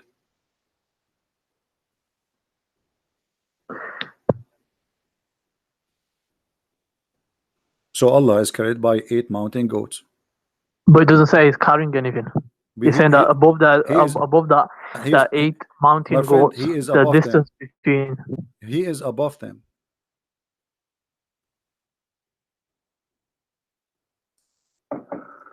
Right, so he's beyond that. So he is above them. So it's all about the interpretation of the above. No problem. Let us make it clear. Are they carrying him? Those 8 goats? No. They are not. No. Okay, let us go to the Quran. You can't carry. Okay. How can you carry God? No problem. You tell me. Here we go. The Quran says, my friend, the Quran says they carry him. You said no. The Quran don't agree with you. Chapter 69, verse number 17. It says, and they carry him. Let's look at the verse. And those angels are goats, according to your prophet. وَالْمُلْكُ عَلَى أَرْجَائِهَا وَيَحْمِلُ عَرْشُ رَبُّكَ فَوْقَهُمْ يَوْمَئِذٍ ثَمَانِيَةٌ. So at the edges there is 8, and there's angels, and they are carried by 8. The 8, according to your prophet, they are 8 goats. So they are carrying it. No, so they're carrying the throne of Allah. They're not carrying but Allah is above the throne, right? No, but he's not. He's not physically above. Is Allah in the side of the throne? No, I said he's not physically above. This is related to Allah physically his authority. So refers to his authority. So the throne of Allah is empty? Yeah, it's empty. It is empty. Yep. I don't know what's going to be on top of it. Where the Quran says وَعَلَى الْعَرْشِ اسْتَوَى, and on the throne he lived himself. Yeah, that's what you said. He refers to his authority. He doesn't refer to literally. No. Who said that? Who is the one who says to you authority? Yeah, this is a principle. Okay, hold on. But Allah was creating the earth and the heaven before he left up to the throne. So if the throne is the authority, that means Allah, he left the authority there, and he have no authority to create anything. But the Quran says that Allah, he created the earth, and then he created the heaven, and then he went and he leveled himself upon the throne, correct? So what does have to do with the authority? He have the authority wherever he go. Are you saying to me that the throne of Allah is a metaphorical statement, is not a physical throne? No, it's a physical throne. Okay, so it's a physical throne, so it's not an authority. That physical throne doesn't mean that Allah is doing sitting on it. It refers to that Allah established his dominance, like in the sense he established his authority. In that sense, so he mentions like Allah, just how a king has and a queen has like a throne. It establishes authority, like who's in charge and whatnot. Okay, so do Allah need a throne to have authority, or he have authority anyway? He has it anyway, but it doesn't matter if he wants to establish a throne. Is the throne of Allah created by Allah, or it exists before his creation? He was never created. So where Allah he got his throne from? He created it. Okay, so do Allah have authority before he created the throne, or he don't have authority? He has, but this is you can call it like a symbol of authority. But you said this is a throne which is physical. Yes, physical. So why Allah he will need a physical throne if he will not sit in the throne? It's just to show. Show who? Just to the angels, or you can call it people as well. So why the angels are carrying the throne if there is nobody in the throne? to show the authority. Like the throne is if so Allah massive. is not, if Allah, It's the if size Allah is of it not is so a throne, massive, and it makes people. what do you mean? What do you call it? What do you mean show the amazed. authority? What do you mean show the authority? He is the one who created them. What more they want? I mean, he is God, and he is God with a throne or without a throne. Show what authority? This is funny. Are you saying to me that God will not be respected unless he have a throne?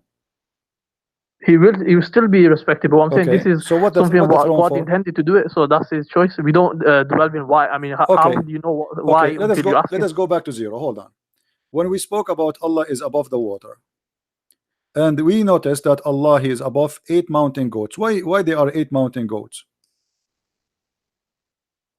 Obviously, they're not literal mountain goats, because no, they are. It says who is hooves. Do you know what hooves mean?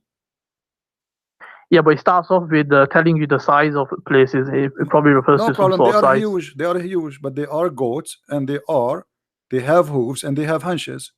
Does it say that or no? Yeah, so maybe it's referring to something. What is the use of those 8 goats? Allah knows best. Allah knows best. Okay. I ask you, who is above Allah? There's not. Allah does have a place. He does have a direction. No, we have direction now, because as long as he is above those, it means there's direction. The second you say above, it means there's down and there's above. Yeah, but if it is metaphorical, then it doesn't refer to anything. My friend, why you keep saying metaphorical? Since when? I ask you if the throne is a physical, you said yes. So how is metaphorical? It's not metaphorical. So now, as long the throne is a physical, and Allah is above the throne, that's mean it is not metaphorical. You said to me the throne mean authority. No problem, but it's physical still. So the throne mean authority, but it's a physical throne. Is Allah himself is a physical? No. Allah is not a physical. The word physical won't be used with Allah, because he's beyond our comprehension. So when the prophet he says that Allah he will put his foot, is the foot of Allah is fiction or it is real? So okay, let's establish a principle. So we have a principle in Deen, wherever there's verses talking about movement or Allah's hands or shins, all of them will be the meaning of it is not known to us. It could refer to a metaphor, it could refer to something like that. So I never saw, my friend, I never saw a Muslim scholar he said this is referred to metaphor. Where you get this from? This is actually. Are you a Muslim Sunni? Are you a Muslim Sunni or Shia? Sunni. So why you are saying metaphor? There's no Sunni believe in metaphor about the part of Allah. Allah have hands, Allah have foot, Allah have I can play for you Zakir Naik, I can play all for you the one you like. All of them they're Salafis. Yes. So yeah, that's one valid interpretation. Forget about Sunni. What Salafi? No, not Salafi. This is your prophet. This is your prophet. Your prophet, he said clearly, Allah he put his foot over the hellfire, and the fire will say, are there more to come? Tell Allah he put his foot over it, and it will say, qati qati, enough. Yeah. Okay. Yeah, I came across this before. So is that a real foot or not? No, it's not literal. How you know? Based on the principle of Islam. What the principle? Where is the principle? Show me where in the principle it says that Allah is not physical. The verse where Allah says there's the vision cannot encompass him, there's nothing like unto Allah. So as soon as you say hand, foot, you're given likeness. So whenever these verses talk about it, we would say it's not, we would negate that he has a foot, and then we would give a metaphor. So it might be a metaphor, it might be like to stop it. So by foot meaning that to stop it, not literally put his foot in friend, does the Quran say that Allah have a shin? Yeah. Okay, is that shin metaphor or it's physical? It's not physical, it's metaphor. Are you sure? Yep. Okay, let us examine this. This is in the Quran, chapter 68, verse number 24. We will go to the hadith. He's going to reveal his shin. We will go. Okay, his shin is what? What his shin? Is it authority too? It could refer to his glory. It could refer to the glory of Allah, himself. The glory of Allah in his shin. No, you could refer to himself. The shin could be like himself. He's going to reveal himself, so people will see him on the day. All people will see him in paradise. No, okay. Is that a shin really or a metaphor? You said it's a metaphor, but Allah, he will show his shin. They will see him literally. Are they going to see him or they will not see him? Yeah, they will see him. Okay, so this is not a metaphor. I'm saying the shin refers to himself. It's not literal shin. What do you mean?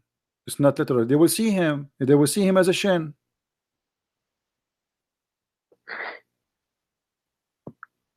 So like I've just explained to you, we have a principle. By that My friend, you are interpret you are these verses. confusing yourself. Is the shin of Allah metaphor or it's a physical shin?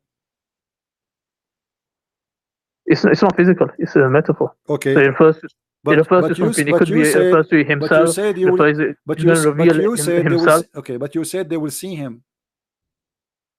Yeah. Okay, they will see what exactly? That's we haven't seen. If we haven't seen him, how can I describe him? No, he said shin. He said he will lay down his shin, bare his shin. He did not say it's a metaphorical. Nowhere he says that. In the same time, he says they will see him. During the lifetime of the prophet, they came to him and they said to him, shall we see our Lord in the day of resurrection? The prophet said, yes, you will do. See him. And then he explained, are you going to have difficulty to see the sun in the midday? They said no. Are you going to see the sun, the difficulty to see the moon? They said no. He said, this is how you will see Allah. And then Allah, he will come to you in a shape. Is that correct?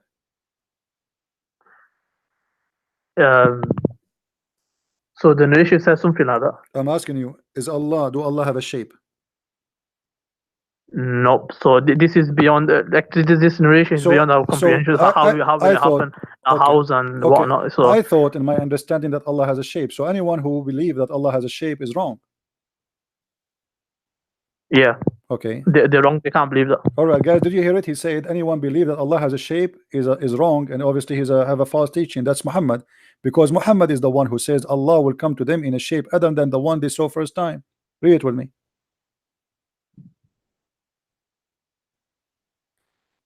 Yeah, that's what I'm saying. I'm saying that this no, what you're saying, my friend, don't change the topic. You just say the one who believe Allah has a shape is wrong. You're a prophet saying Allah has a shape and he will come to you in a shape. You said to me, and I ask you clearly, do you think the one who believed that Allah has a shape is wrong? You said yes. Muhammad, he says Allah will come to them in a shape nearest to the picture that they had in their mind, according to the translation. Yeah, so when it says, for example, it says here the Lord of the worlds will come to them in a shape and nearest to the picture they had in their minds about him. It'll be so. It could refer to Allah presenting a picture to them. So in that sense, Allah comes to them. But they will see. It doesn't have to be like look how fast. Look how fast you change your statement. You said to me the one who believes that Allah has a shape is wrong. Muhammad, he says he will come to them in a shape. So he is inside that shape, and that shape is physical. When you say shape, it doesn't say that though. No, it says that shape. The word shape is a dimension. The word shape is a dimension, and you know that. Yeah. So I know the shape. So Allah is where is Allah? Allah has a shape is wrong. Where is Allah? Allah is inside that shape. Do you agree? Nope. Well, it says that. Read with me carefully. Allah will come to them in a shape. In a shape. So he is in that shape. It's in front of you. What do you mean now? It could also refer to Allah will bring a shape. You keep saying to me it could be, it could be. Well, there's no it could be, because in front of us it says no. It says you will see him by your eyes, and he will come to you, which means he's coming moving physically, and then he is coming in a shape. So what is could be? What is the possible could be? It all depends what the narrator intended when he narrated the hadith. So when what was he intending? What do you mean narrated the hadith? This is your prophet talking. Let me ask you, how many shape Allah have? He does have a shape. I just told you. He have no what? He does Allah does have a shape. It says here, the prophet says Allah has a shape. I just explained to you. He refers to like you did not explain to me. No, he said your prophet says Allah will come to you in a shape. You are saying to me he don't have a shape, but the prophet says he have a shape. And not only that, Allah have two shapes. Let us prove it to you. Your prophet said Allah will come to them in a shape other than the one they know, and will say, I am your Lord.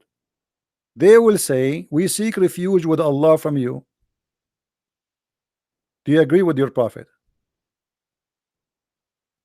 Yeah, you explained to you. So he's not like Allah doesn't have a shape. Okay, so But what he's the going Muslim to now present. here, He's going to present something to them. So it might be an image or shape, or it could be like a shape. It could be he's going to present something to them that they're going to think that he's my friend, the word that, is so that shape. clear. Let us stop playing games. It says Allah will come to them in a shape. So that shape is Allah. He did not say he will send them a shape. He says Allah will come to them in a shape other than they know. So he is coming. Who? Allah. In which case? In how? In a shape which they know, and will say, he will say, I am your Lord. So that shape will say, I am your Lord, I'm Allah. So why you keep saying it's not a shape?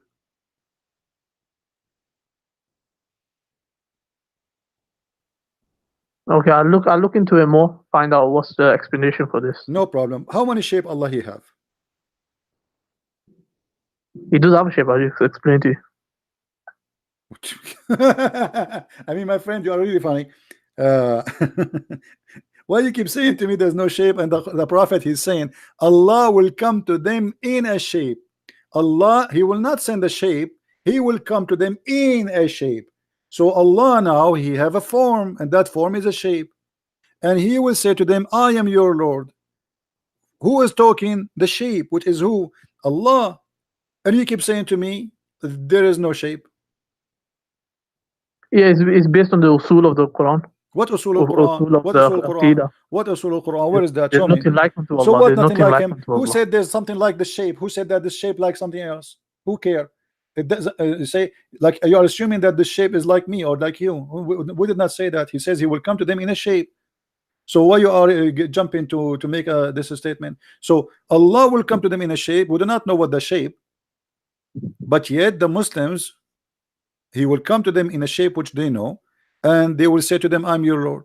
And then they will say, for sure, you're our Lord. How many shape Allah you have? He have two shape. Is that true? No, but I'll find out more about the narration. No, before you find out, here we go. It's in front of us, my friend. It's in front of us. Because Allah first time, he will come to them in a shape. Hold on. Yeah. Allah will come to them first in a shape other than the one which they know. And the Muslims will refuse him, and they will believe he's shaitan. Read me carefully. When Allah he come to them in a shape which they don't know, Allah will come to them in a shape other than they know, and will say, I am your Lord. They will say, we seek refuge by Allah from you, and you know, this is our place which we will not follow you, you are shaitan. So you Muslims, you refuse what in this Allah here? What is the rejection? That is something fake is going to be presented to them. I'm asking you, what is the rejection? Why you are rejecting Allah now? Allah is coming to you in a shape. What is the reason for rejection Allah here?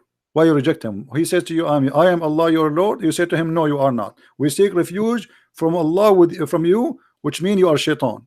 Why you Muslim think he is shaitan? Why you reject him? Yeah, like I said, I need to find out more about the narration. You need to find out. Okay, you know what? It's very clear, but you cannot answer it because Allah here have two shape. One shape which is the shape of the devil, and that's why they thought he is the devil, and they say we seek refuge. The Quran say clearly that seek refuge when shaitan he whisper to you, al-waswasul khannas. So when you say we seek refuge by Allah from you, that means you are saying to Allah you are shaitan, and we will not follow you. No, even if you take it literally, that he has a shape and all that, that doesn't prove your point in the sense that, because all he's saying is that Allah's gonna, if you're gonna take your perspective on it, so he's gonna come in a shape, then he's going to, you know, show my image, for example, what they had in their mind. So when they're seeking refuge, from basically the image that they gain portrayed. But the hadith saying Allah will come to them in a shape. He is not saying I will send you an image as you claim. So your statement is false because he himself coming. Allah will come. This is the coming Allah, which is in a shape.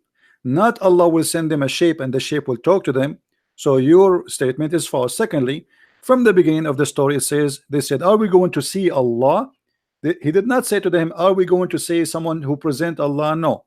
The question was, Are we going to see Allah? He said yes. And he said, even, do you have difficulty to see the light of the moon when the night is clear? They said no. He said, this is how you see Allah. So they are speaking about seeing. He compare Allah, seeing Allah, to the moon. Moon is a physical, the sun is a physical. So don't tell me we cannot compare, because your prophet compare. Secondly, when Allah he come to you in the shape, why he is rejected? He said to you, I'm It's Allah. yeah, if I take your perspective, so it will be. Don't stop, my friend. Stop saying be- stop saying your perspective. This is what your prophet's saying. This is not me. Read with me carefully. They said to him, are we going to see Allah? Not imagine Allah. Are we going to see Allah in the day of resurrection? Some people say it, O Messenger of Allah, shall we see our Lord in the day of resurrection? He said, do you crowd and squeeze each other on looking at the sun when it is not hiding by the cloud? They said no.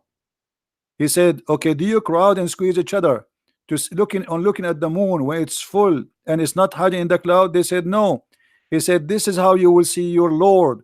So this is about seeing him, and he is comparing him to a physical object, the sun and the moon. So stop saying to me this is your perspective. Secondly, when the hadith says Allah will come to them in a shape other than the one they knew, this is not an imaginary. This is he's telling you a fact, a statement of movement. Allah will come. Allah is coming. Allah is not appearing. Allah will come. Allah will come to them in a shape other than the one they know, and he will say, I am your Lord. In return, the Muslim will reject Allah, and they will say, we refuse you. We seek refuge by Allah against you, which means they believe he's a devil. Question: why they refuse Allah? So they don't refuse Allah. They refuse the image that's like other person or whatever in their mind. Thank you, guys. They refuse the image of Allah, the shape of Allah. Why they refuse the shape of Allah? No, this I'm just saying that that's your perspective. So I'm commenting on that. My perspective. This is not my Even then perspective. you're wrong. Even then you're wrong. It's in the front of us, and stop playing games, please. It says he will come to them in a shape. Who is the one is coming? It's not an image walking by itself. It is Allah coming. Allah in that shape. And yet the Muslim, they will reject that shape. Why?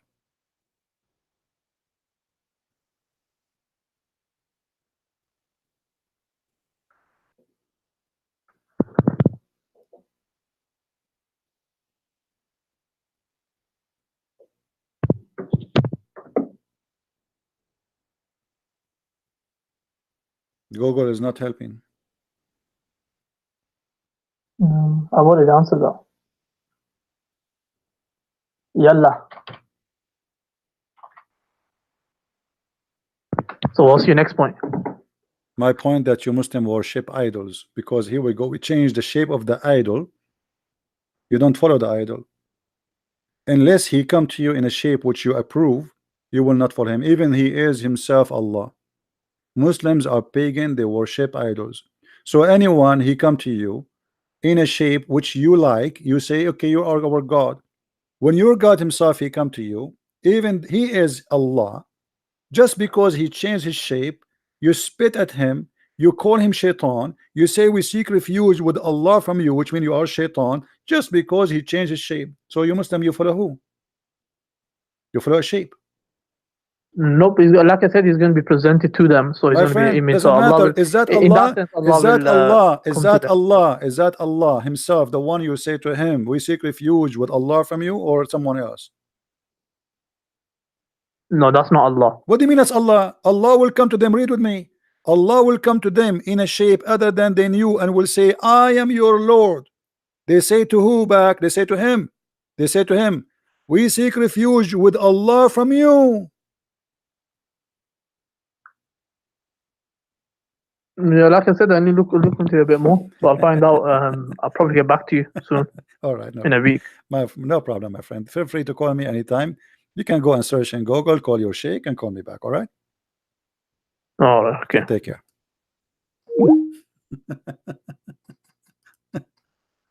Followers of shape. Followers of shape. Pagan. The pagan god, he changed his idol. They don't like it. They throw rocks at him. And they don't like the shape of Jesus. We refuse him. We follow shape. We are people who worship shape, follow shape, bow down to shape. And if that shape did not come to us as we like that shape, we will throw rocks at that shape, even if it's Allah. This is what the story is saying. A clear proof that Islam is a big fat cult.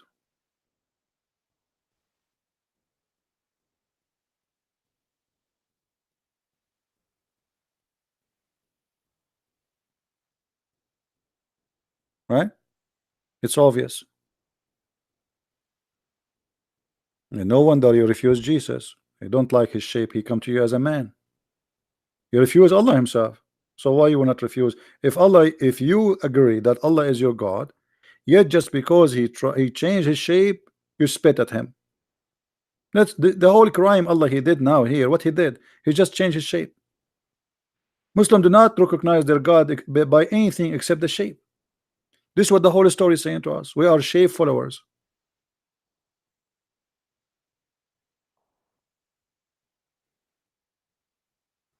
We are shape followers. And the funny, it says Allah will come to them in a shape. He says to us that Allah is not a shape. It says in the front of you.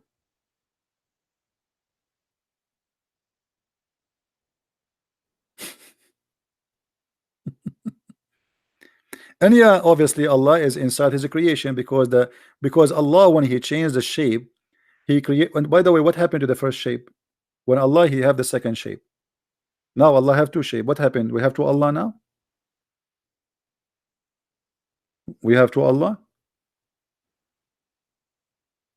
And why Allah is doing this? Secondly, if the Prophet of Allah he says to us that Allah will change his shape in the judgment day, why we will say to him, you are not our Allah?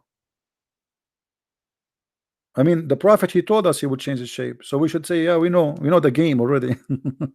It's like we watch a movie before it happened, you know what I mean? As long he told us what Allah will do, why in the day of resurrection we will say to him, no, no, no, you are not our Allah. We know Allah. He told you that this is Allah. I mean, do you see how silly the story, guys?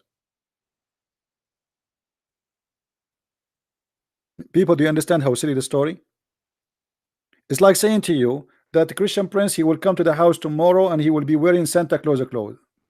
And then when he come, you say to him, you are not the Christian prince. He told you this is a Christian prince. He's just wearing Santa Claus clothes.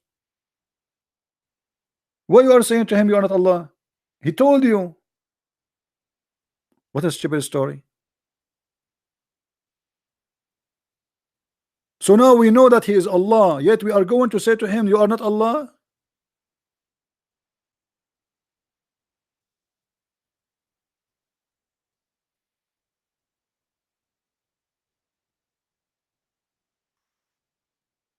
Any Muslim?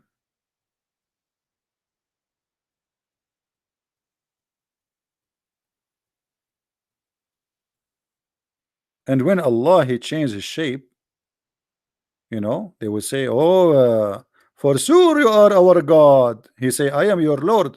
And then Allah will come to them in a shape they know. What is the shape you know? What is that? What is the shape you know? Giraffe? Elephant? You just told me we do not know the shape of Allah.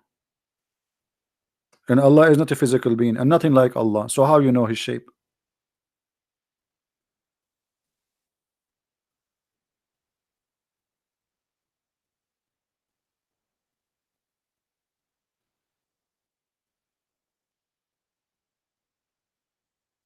Do we have any Muslim feel like you want to leave Islam? As usual. Who's next want to leave Islam? This is religion. This is the most confusing, funny, stupid stories. So they say to us, how you worship a man? And we don't worship man. We worship God. Can God be whatever he wants? Can God be a man? Or he cannot. So when Allah he become that shape, can he become that shape or he cannot? They will say, yeah, he can, he can. And whatever that shape is, obviously it's ugly, because he is ugly to the point they reject him. to the point they thought he is shaitan. What? He have horn? He have two horn in his head? His shape is rejected to the point they believe he is Satan. What is that shape? And why Allah even doing this game? What the point? What the point of this?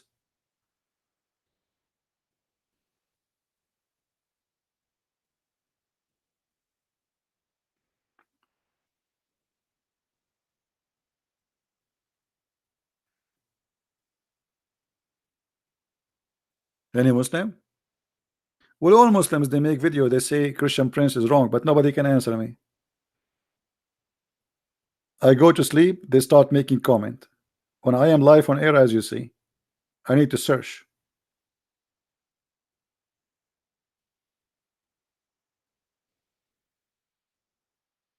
We asked them to call their sheikh to call me. Their sheikh, they start shaking.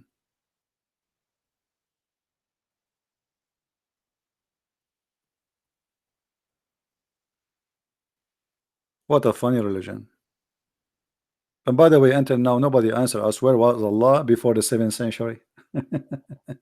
You know, the funny Muhammad, he said, between me and Jesus 600 years. 600 years Allah was taking a nap.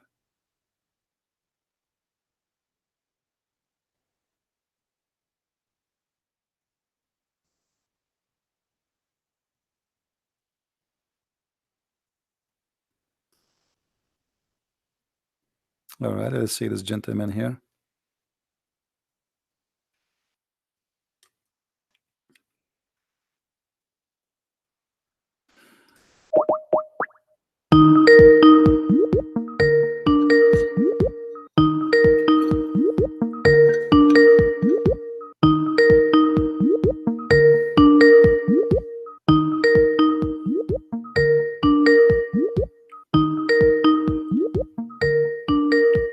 Answer, please. Well, he is not answering.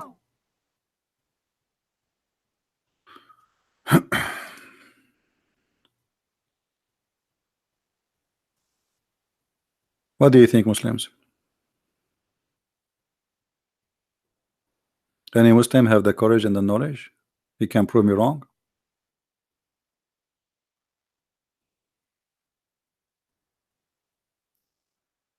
This is a very stupid cult.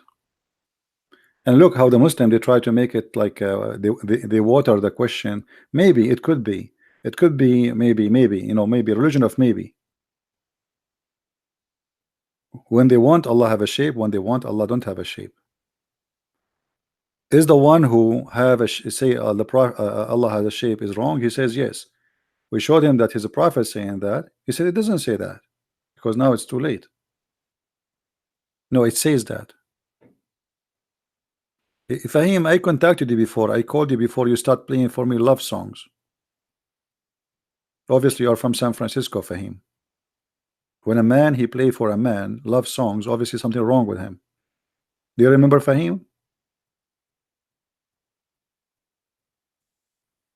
Fahim is a Muslim guy who play for me love songs. He challenged me to call him. I call him. He play for me love songs.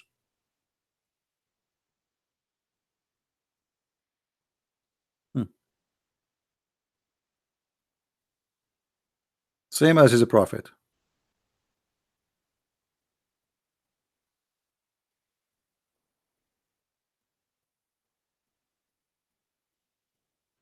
What do you mean I have not done Zakir Naik? You are late. We called Zakir Naik and he answered, and he told me if you call again, I will call the police for you.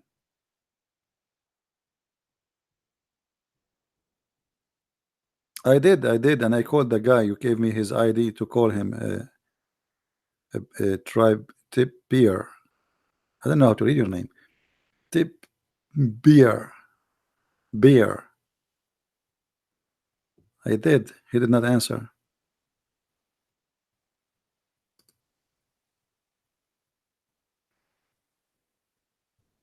And actually, Zakir Naik, if he come here, he can destroy us, all of us. If you remember when they asked him why a Muslim woman she can't be a prophet in Islam, you know, he gave him an amazing, beautiful answer. The sister they ask a question. Why in Islam there is no women to the prophet? And actually, I confirm that in Islam there is no women to the Prophet, and there is a logical learned for them. And I give example: if a woman in Islam to become a prophet, he had to lead the congregation, and if lead the congregation, he had to do and wudu, and if you do wudu, everybody will look at her ass. And this is why a Muslim woman can't be a prophet. Translation: if a woman she came prophet, she have to lead the prayer. If she lead the prayer, she have to bow down. If she bow down, all the Muslim will look at her ass. May Allah ask you. This is the reason a Muslim woman she can't be a prophet, because of her ass. So she lost. She's overqualified, or she is not qualified.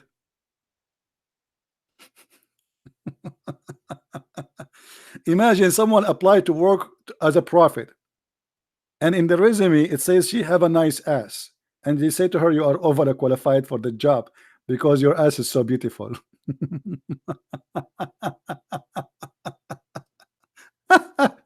And the Muslim like, wow, look brother at this answer, brother. Did you see, brother? And the other Abdul like sitting like next to other like, brother, how he can come with this? This is genius. Our brother here is a genius. What a crazy cult. And by the way, even the hadith confirmed that the Muslims, they cannot pray to Allah if they see a nice bum in front of us, in front of them. If you remember, a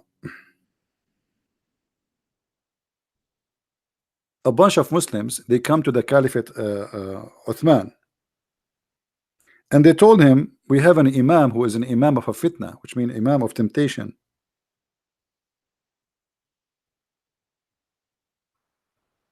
They claim that this imam is tempting them and he is seducing them.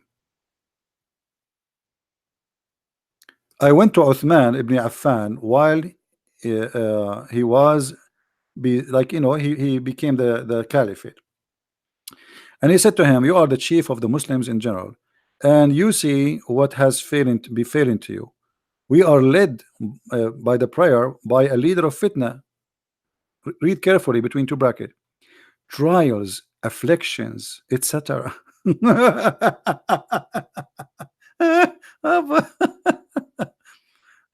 And what's wrong with him? He is an effeminate person. He is what? Effeminate. And the caliphate says, oh, still you have to pray behind him. Question to the Muslims: how those Muslims are tempted by a man who is a feminine man, a gay? How they are tempted unless they are gays too? How a gay, if he is bowing down in the front of you, how you get tempted unless you are a gay? Unless all of them they are gays.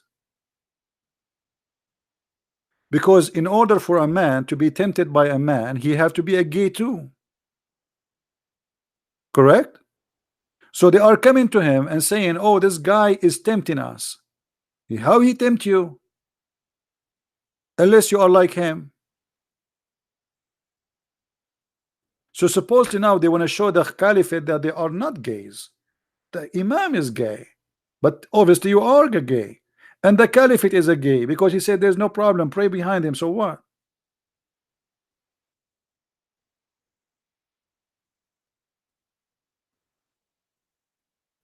Do we have any Muslim here?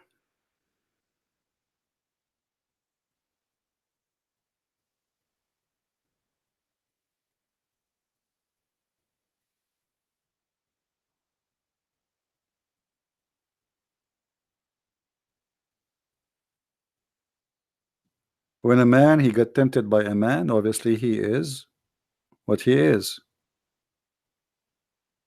I understand that a man can be tempted by a woman. That's normal. But a man to be tempted by a man, it means both of you like it. The one who is tempting you and the one who is being tempted.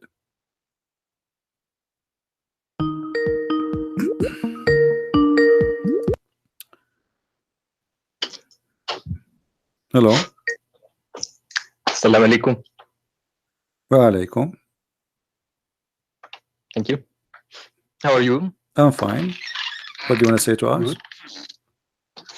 What was that? So are you a Muslim? Yes. You are a Muslim? Yes. I know, I was looking at your text. Are you sure you're a Muslim? I think so. You are laughing. That's what Allah told me. No. I know. I sound like you are just calling to be a comedian. Are you really a No. Muslim? Yes. Okay, what do you know about Muhammad? But Muhammad, Yeah? he's a messenger of Allah. What his message? His message is that there is no God but Allah, and Muhammad is his prophet. What does that mean? It means that there is one God, and that Muhammad's message is the authentic message of Allah. So there is one God. So why Allah he says he is the best of the creators? It's symbolic language about the angels. What about the angels? That they are co-creators with Allah. The angels they create too? With Allah, they Really? help form. Okay, Yes. what they create? What the angels created? So they help him create the world. Really? Like what? Where do you get this information from? It is from Allah Himself. Where? He speaks to me. Where? Allah he speak to you. Yeah. You must be a messenger too. Yes, I think so. Did he squeeze you too, or he squeezed only Muhammad? No, no squeezing. No squeezing. Do you think something wrong? I mean, don't you think this is missing? No, it's not his complete message. That's why I'm here. Oh, so you are a prophet. Yes. Okay, well, nice to talk to you. I don't have time for trolls. Do we have any Muslim?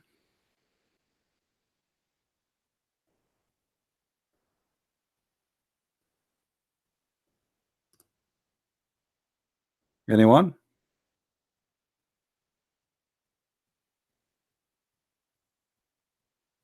Some people looking for attention, you know.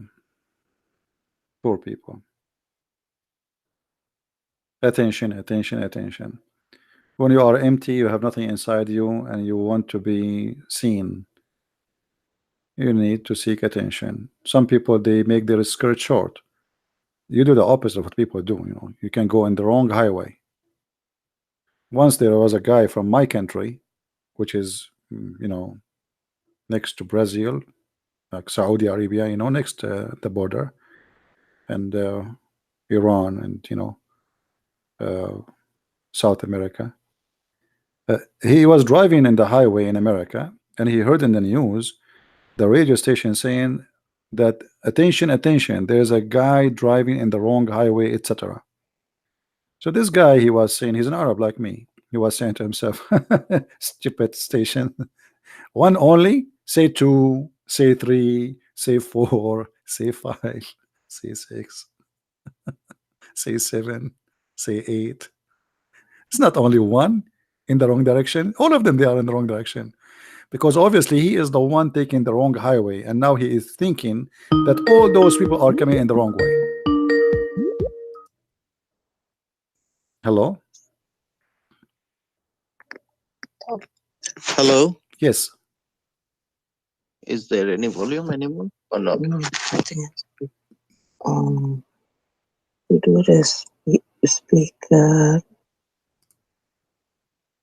you hear me? Yeah, but I can hear you, but very slow. Because we're trying to fix the. is that speaker? Can you hear me now? I do hear you. But it's coming when it's slow. Anyway, put it on your ear. No, I'm on the light. Yeah. Where it is. How you doing? I'm fine, my friend. How I can help you? Oh, that is much better now.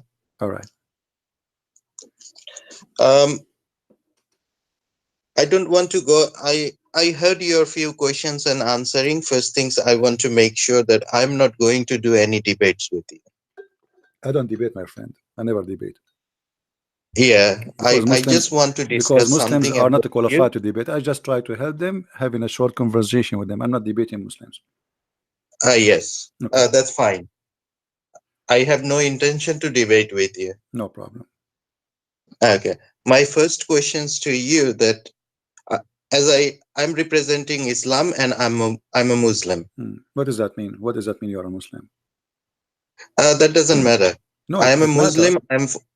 It matter. I want to know what you say. I'm a Muslim. What does that mean? I am following Islam. What Islam mean? Islam means peace and obedience. Where it says that? Hmm? Where it says Islam mean peace? Where you get this from? In the dictionary. What dictionary? I am an Arab. We don't have such a thing in dictionary. The word Islam in Arabic mean to surrender.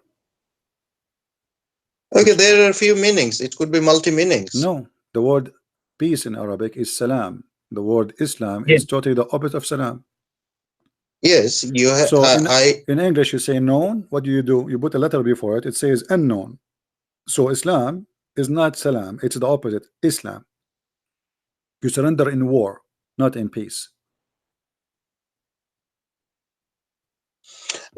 That is the things. You are from Arabic. You are telling one side meaning. There is another meaning that the rest of the world knows. I'm asking you to show me where you get from. Are you just a person who copy paste? I am assuming that you are a mature adult man and you know what are you talking about. So where you get this from? Okay, fine. We will stop that matter here. Okay. I will call you back later on, and I will find where it says that Islam means is peace and obedience. Okay. Okay. Okay. I'll find, and then I will come back to you. We will stop here. Don't hang up. And no. Okay. What do you want to say to us? Okay. I'll call you back tomorrow. I'll call you back tomorrow. No. Continue. What do you want to say to us? I want to hear you. You call me. I want to hear from you. What do you want to say to us? Okay. Now you will tell me what does Islam means. What is wrong with me that I am following Islam is wrong? Islam is a religion of war and violence and killing. Your prophet, he says, I've been ordered to slaughter all mankind unless they convert to Islam. Yes or no? Yes. Okay, so how you say to me Islam is peace? If I just say to you, you're a prophet, he said, I am ordered to slaughter all mankind unless they convert to Islam. But you just said to me Islam is peace. How Islam is peace, but you want to kill all mankind unless they convert to Islam? Yes. That is based on the situation. It's not today and not about now. Doesn't matter. Islam is what is given to Muhammad. Time you have to go.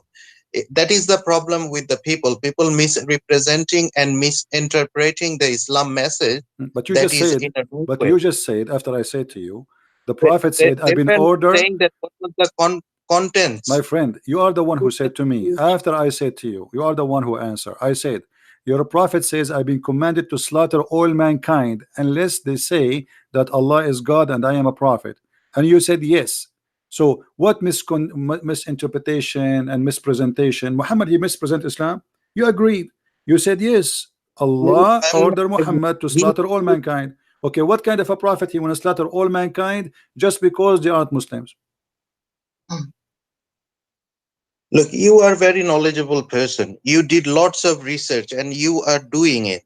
I'm just a normal person. I'm not a scholar. My friend, I'm trying to talk to you as an adult. I'm not attacking you. I'm not insulting you. I'm having a nice conversation with you. Hype me up. Okay, I'm helping you. No problem. So I'm talking to you. You are a smart person. And I'm asking you, like it's just a conversation. It's not a debate. So as long as Islam means peace, as you said in the beginning. But Muhammad says, I'm going to kill everybody unless they convert to Islam. What is the peace in that? First, I have to know that why he says that, and when he says that. He said that clearly. He said why. He said, I mean, you are saying to me, I need to know why he said that. He told you why. He said, unless they say that there's no God but Allah, and then they pay me the money, and then they pray as we pray, and then they slaughter as they slaughter, and they face the Qibla, which means the Kaaba, and then if they do that, only if they do that, I will stop shedding their blood and their property is protected. Where it says, can you give me the reference, please? I have to have a look. I don't know. No problem. Do you see my screen? No. Cannot CP because it's on my phone. Okay. I cannot show him. I will send you the link. I will send the link. There's many references, but I will show you the accurate, sahih, correct ones, and you can read it when you want. Oh, sorry for that. Anyway, can you tell me the statement again, please? If you don't mind. The Prophet said, and I'm reading in front of us, he said, I have been commanded that I should fight against people till they declare that there is no God but Allah, and when they profess that there is no God but Allah, their blood and their richness granted protection in my behalf, except where is justified by the law. So Muhammad, he says that this is Sahih Muslim, hadith number 21c, and we can show you more hadith. There's endless of them. The Prophet, he says, Yeah. Sahih Bukhari. Sahih Bukhari is more authentic than Muslim. I'm sending you a link now in your Skype, so later you can open them and you can take a look. It says, the Messenger of Allah, he said, I've been ordered to fight. The word fight here is coming from the word uqatil, which means fight, to kill. So I've been ordered to slaughter all mankind. Tell the people, say, none has the right to be worshipped but Allah. And if they say so, pray and pray like our prayer, face the Qibla, and slaughter as we slaughter, which means not only you have to say the Shahada, you have to pray as he pray, you have even changed direction of the prayer, and even the food you eat, you have to slaughter as he slaughter, and then only then their blood and their property will be secured from us, which means Muhammad will not rape your wife, will not take your children as slaves, and he will not cut your neck. Only then. Muhammad here saying, if you don't do that, I'm going to take your money, I'm going to take your blood, I'm going to rape your wife, and I'm going to kill you as a man.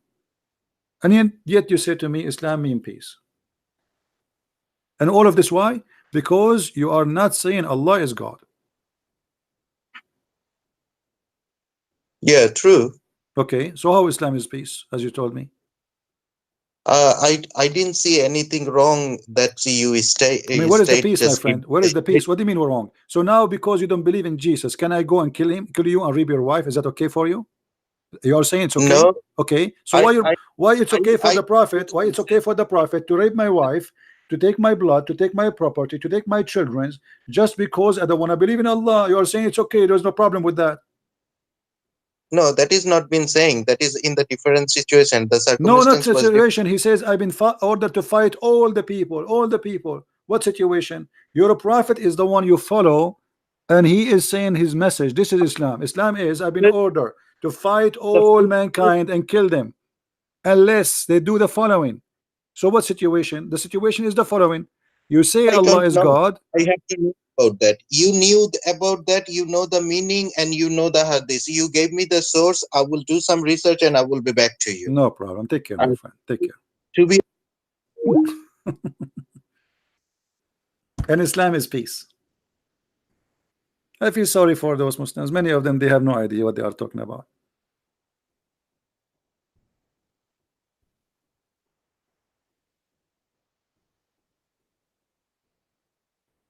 I feel sorry for you, honestly. I don't think you're a bad person. I think you're just fooling yourself, going in denial, and you say, what's wrong with that? I mean, what's wrong? Don't you want to use your brain? Use it. God, he gave you a brain. And you know, and the funny, he says to me, Islam means peace. And then he agreed that the prophet, he want to kill everybody. I mean, do you see how much peace is that? The prophet, he will rape your wife, he will take your children, he will take your money, he will steal your house, he will steal your property, he will enslave your children. And if you say Shahada and do slaughter as he slaughter, and you pay him money, and then he will not kill you. Islam means peace. Yet Islam means peace.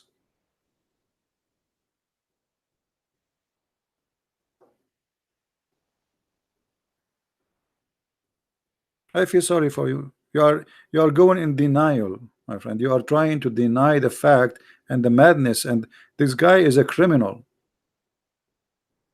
Imagine now we say, okay, we are America, we have the most powerful weapon, America or Russia, and now all of you, we have 24 hours. Either you convert to Christianity, or we are going to come and destroy you and take your money and blah blah blah blah blah blah blah blah, and then we say Christianity is peace.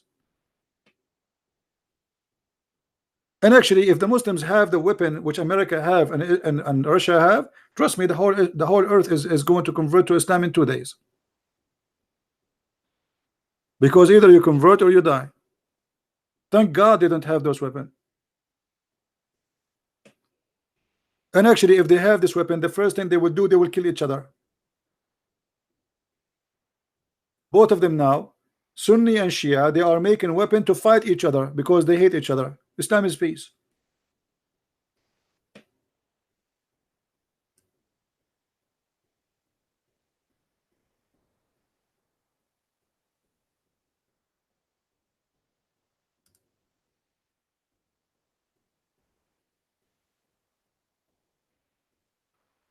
Anyone who convert to Islam, I say to you loud and clear, you are just an idiot and you are a fool.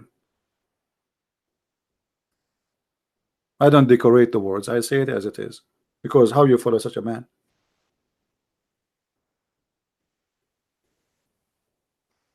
How you follow a man like this? You tell me. He's a thief. He's saying to you, your blood and your property. So he will kill you, he will steal your money. And that supposedly is halal, lawful. What is lawful about it?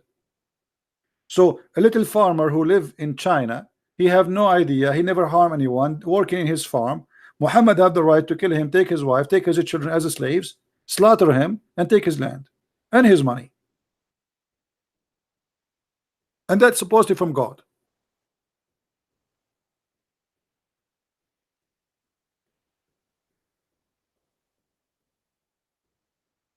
Somebody says to me, let me show you what this guy said. His name is a free bird. He said, when the angel of death when the angel of death come to you, you will cry. You will cry asking for forgiveness for Allah. No, my friend, do you know what I would do? I would do as Musa, because I play karate. Is it true that your prophet, he said that when the angel of death came to Musa's, he broke his eye, he took it off, and he broke his wings?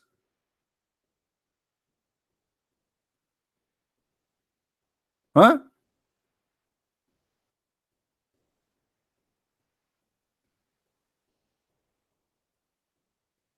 How Allah, if he will punish somebody,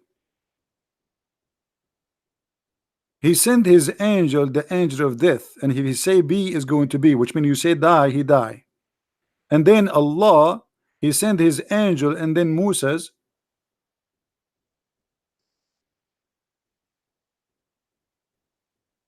he beat up the angel and he take his eye off, and then the angel, he went back to Allah and he said, you send me to a slave who don't want to die. Well, I am a slave, I don't want to die.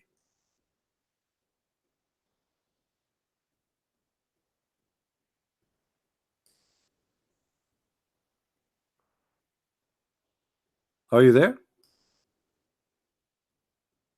Read and laugh. This is your prophet in the story. Abu Huraira reported that the angel of death was sent to Moses, peace upon him, to inform him that his Lord summons. When he came to Moses boxed him. Moses what? Moses, he boxed the angel of death, and his eye was knocked out. He, the angel of death, came back to Allah and said, you send me to a servant who do not want to die. Allah restored his eye in its a proper way. Boing. What is that? Allah, he restored the eye of the angel back in its proper way. So the angel, he went to Moses because Allah sent him, and Moses don't want to die. I mean, what you can do about it? What you can do about it? You can do nothing. That's it. Allah, he sent an angel. Have you ever heard of an angel? He was sent by God, and then you hit him and you knock out his eye? Huh?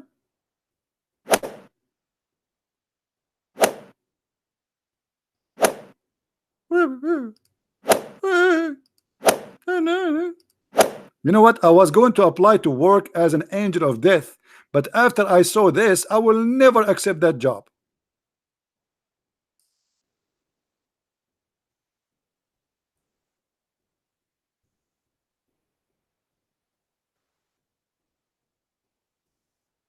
So don't tell me about the angel of death.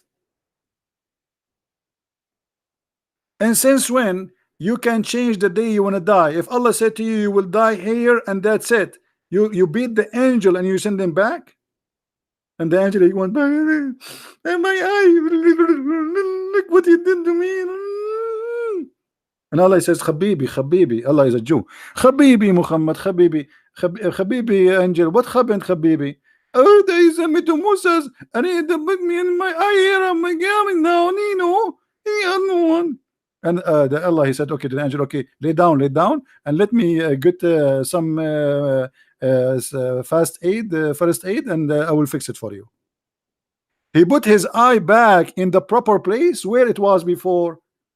I mean, his eye was where after he beat him? It was in his nose, in his mouth, in his bum. Where? His eye came out where?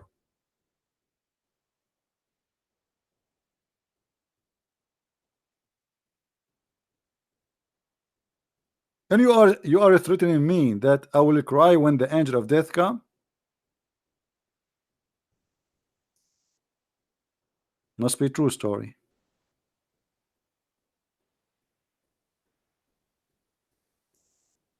So this is what you have for me? Angel of death?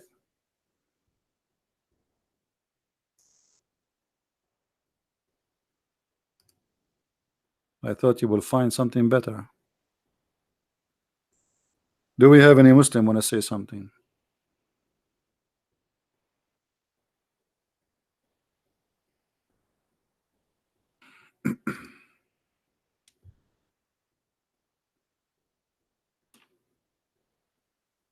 Anyone?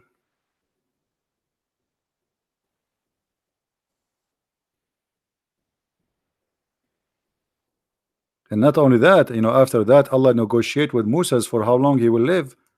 He sent him back and he told him, okay, you don't want to die? Okay, now put your hand in the top of this cow, and you will live as many as the hair under the skin of your hand. You see it? I mean, have you ever heard of this? Oh, how long Moses live? There's 1 million hair in the top of the cow, especially it's an ox. He lived as much?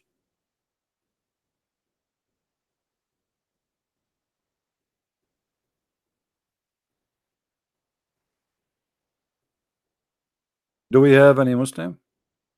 And by the way, for those who are asking about the angel of death, he is fine right now.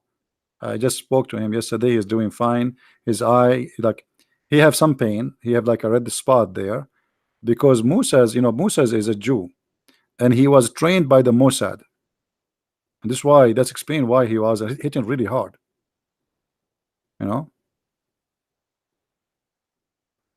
Moses decided to die on the spot. Listen what Qasim is saying. The angel came in the form of a man. Let us call Qasim. Let us see what you want to say.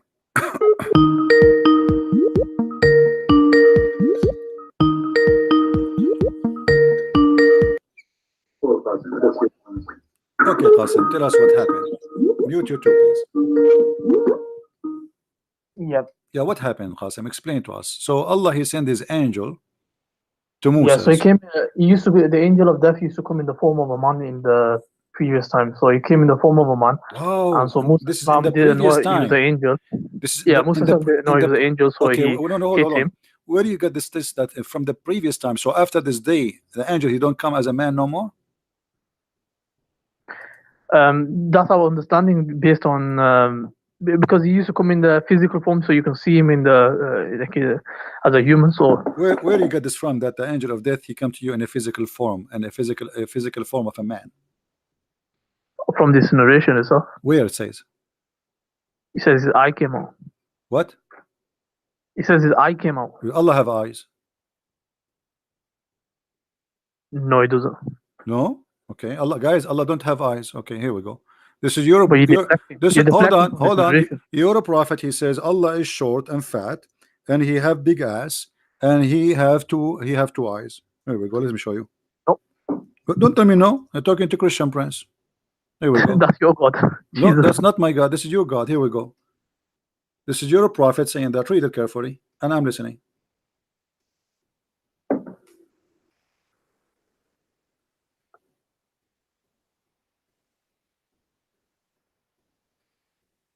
Read. I'm listening. Go. You speak English better than me. Go ahead. Yeah, so it says the Prophet ﷺ said, I have told you so much about the Dajjal that I am afraid you may not understand. The Antichrist is short, hand-toed, woolly-haired, one-eyed, and eyesightless, and neither protruding nor deep-seated. If you are confused about him, know that your Lord is not one-eyed. You said to me, Allah don't have one eyes. Yeah. Your prophet confirmed. Your prophet he confirmed. No, yeah. You see, your prophet he confirmed that the only difference between the Antichrist and Allah is just the eye. And Muhammad is afraid that you Muslim you will be confused about how Allah look like, because he look exactly as that man. And the only difference between them you should know. How you can recognize him? You should know that your Lord is not one eye. So you said to me, Allah don't have an eye.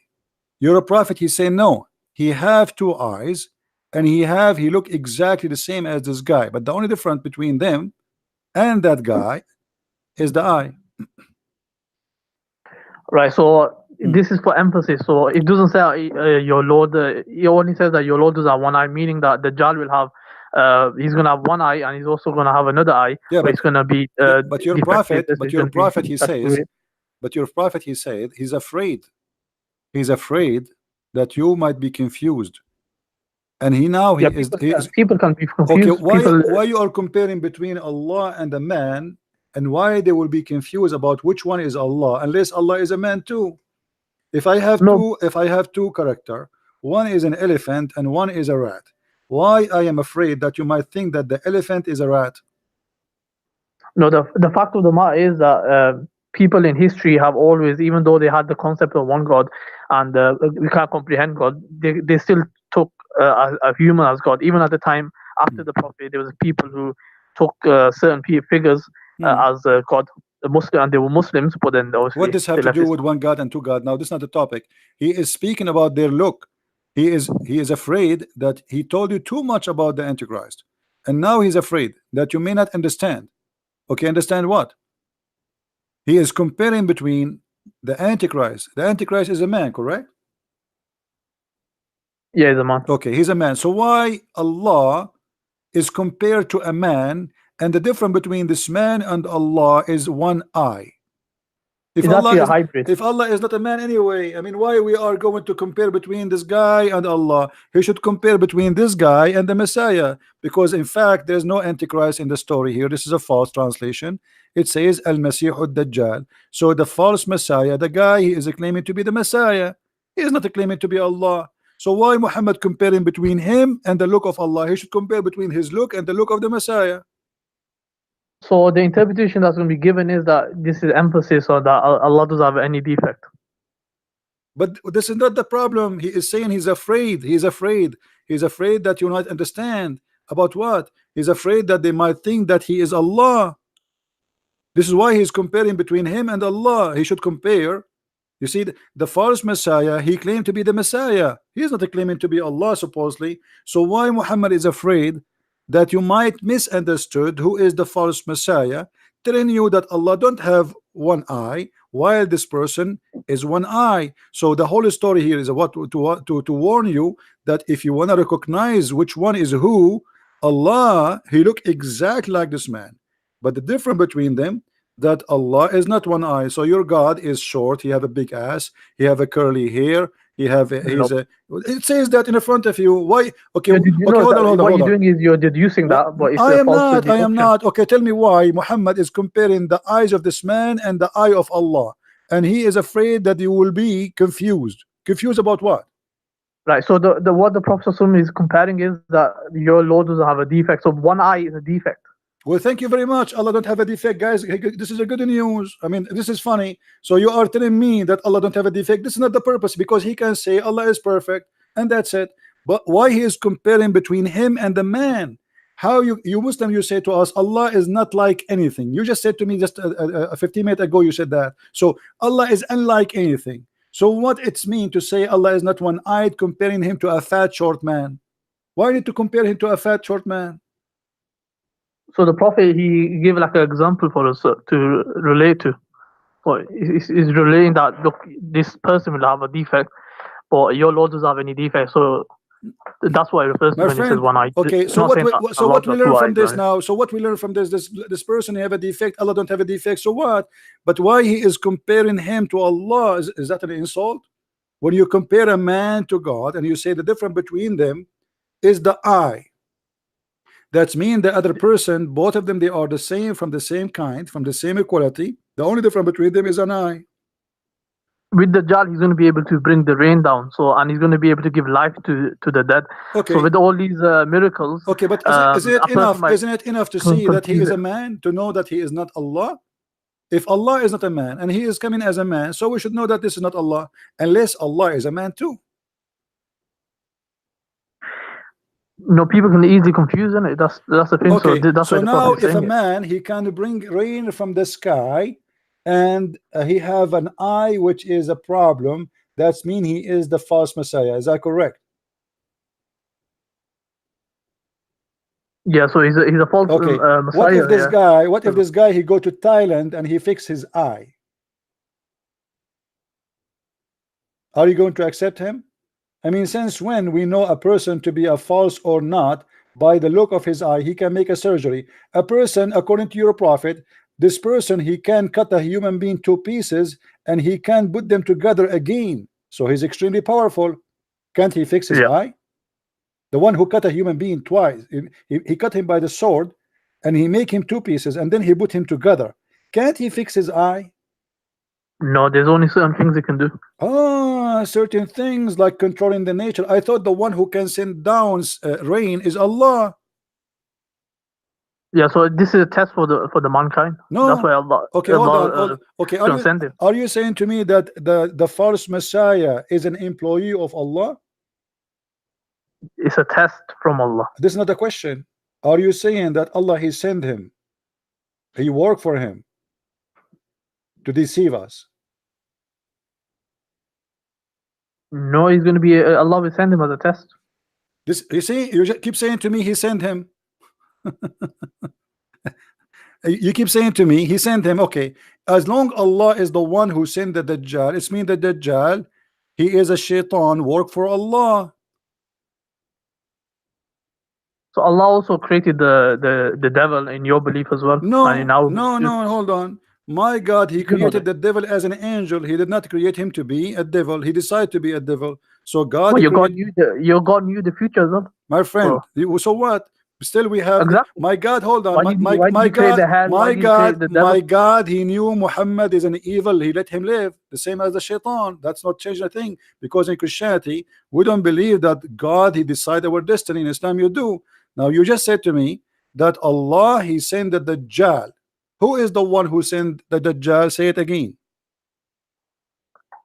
So obviously Allah allows this person to have like powers and all this. This is another question. Who is the one who sent the shaitan, the Dajjal? It's going to be a test. This is another question. You see, you are trying to avoid the question. Who is the one who sent this false Messiah? You can say Allah is going to send it. Okay, so this Dajjal is a messenger of Allah. No, it's a test from Allah. You won't call him messenger. If Allah there's no message he's going to deliver. If Allah he sent you, listen. A second ago you said Allah is the one who sent him. As long Allah is the one who sent him, that means he is a messenger of Allah. You don't become a messenger just based on the fact that something is being sent. That's a very. Okay, but the second you say Allah he sent him, that is mean this creature, this shaitan, is obedient to Allah. He's doing what Allah asked him to do, so he's a good person. No. What do you mean no? Who is the one who sent him? You said Allah. If I am a soldier and the king he sent me, that's mean I work for that king, because I'm doing and obeying him. He sent me to do something and I'm doing what he said.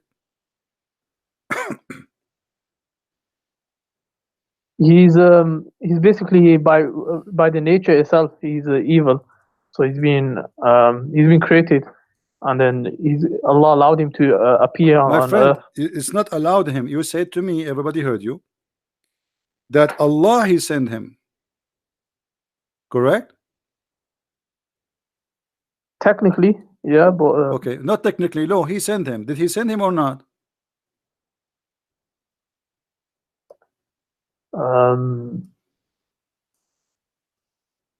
Send him in what way? What do you mean? To Send him in deceive what way? us. To deceive us. You said to us, it's a trial. Allah he sent him as a trial. Correct? Yeah, the test. Yeah. Okay, so the Antichrist is a good person. He worked for Allah, and his job is to deceive us. So the bad person is Allah. No. What I'm saying is he's going to be born, number one, and so he's going to. It doesn't matter. Allah Doesn't knows matter. that This is the plan of Allah. Allah have a plan to create this person. He will send him, and his job is to deceive us. So if the one who send like, okay, I send someone to put poison in your food, but I did not put it in my hand directly. The one who put poison in your hand in your food is the one who killed you. But the fact, the one who sent him to do that, he killed you too. So Allah is the devil. No, that's very weird. Okay, let me ask you. Do Allah send shayateen to deceive us?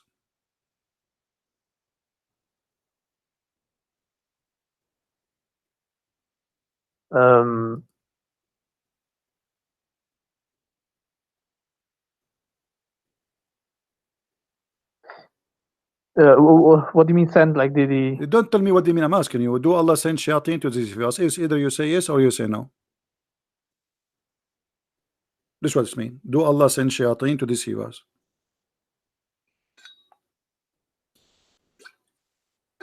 I'm not sure. Who is the one who sent shayateen? Do shayateen work for himself or he work for Allah? They don't work for Allah. They work for who? They work for the Iblis. Okay, and who is the one who sent Iblis to deceive us? Is that Allah? No, Allah didn't send him. Okay, so if there is somebody sent shaitan to deceive us, do you agree that he is evil and he is bad? No. So guys, do you see? Because he's afraid I'm going to show him something and he will be sorry. So he just admitted that if somebody sent shaitan to deceive us, he's not bad. So why shaitan is bad? If he is sent by someone to deceive us, why the one who deceive us is bad, but the one who sent him to deceive us is not bad? Because it depends why is the devil being sent in the first place? Why he sent? I'm asking you. He sent it to what is the job of the devil? To deceive us, correct? There's a bigger picture to it. Yeah, Okay. there's a big picture to it. Allah has a big picture to No, it. this is not about picture or small picture. You know what I'm talking about. If the shaitan deceive us by his will, or it is Allah will, he send him to deceive us. The shaitan does it by it's his choice. His choice. Are you sure? Yeah, that's his choice. Like he decides that Iblis, he's the one who. But Allah knew this that's gonna happen. So just like in your belief, Okay, your God knew that it's let us gonna see happen. if you are truthful or not.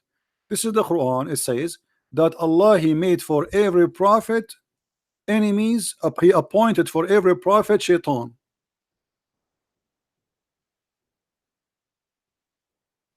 Who is the one who appointed shaitan? Allah. You said to us, lying, sorry to say that it is not Allah who sent shaitan to deceive us. You said it's by his choice. But the Quran says, thus have we appointed into every prophet an enemy from the devil and the mankind. Yeah, so how does he appoint it? That's the question. So is he? He appointed them. You see, did he create it and then stop playing games? When I say appointed, it's mean I give command. He is the one in charge. He is the one who sent the devil. So Allah he sent the devil to deceive people, and he here even speaking about sending shaitans targeting his prophet Muhammad. Is that correct? Okay, so the meaning of appointed is that I basically decided beforehand, or designated. So it's basically Allah decided beforehand. Okay, so here we go. So I said to you, if shaitan is doing what Allah want, why we think shaitan is bad? The fact the real shaitan is Allah. Because if shaitan coming to me, he's sent by Allah, and that means shaitan is a good person obeying Allah. He is a victim. In the court of law, if a soldier receive an order from his captain to shoot somebody, The one who should be taken to the court is the one who gave the order, not the soldier, because the soldier, he have no choice. So according to the Quran, Shaitan is a soldier of Allah, and he is a good person. The real devil is Allah, for he is the one who decided to deceive even his prophets. No, so with the devil, he's by the nature itself, he's evil. So with friend, with if Allah, the he's devil- the one who appointed him. What as a by his test. nature? Who is the one who appointed him? Allah. So it's not his nature who appointed him, because if this is by the nature, then the devil should not need Allah to do his job.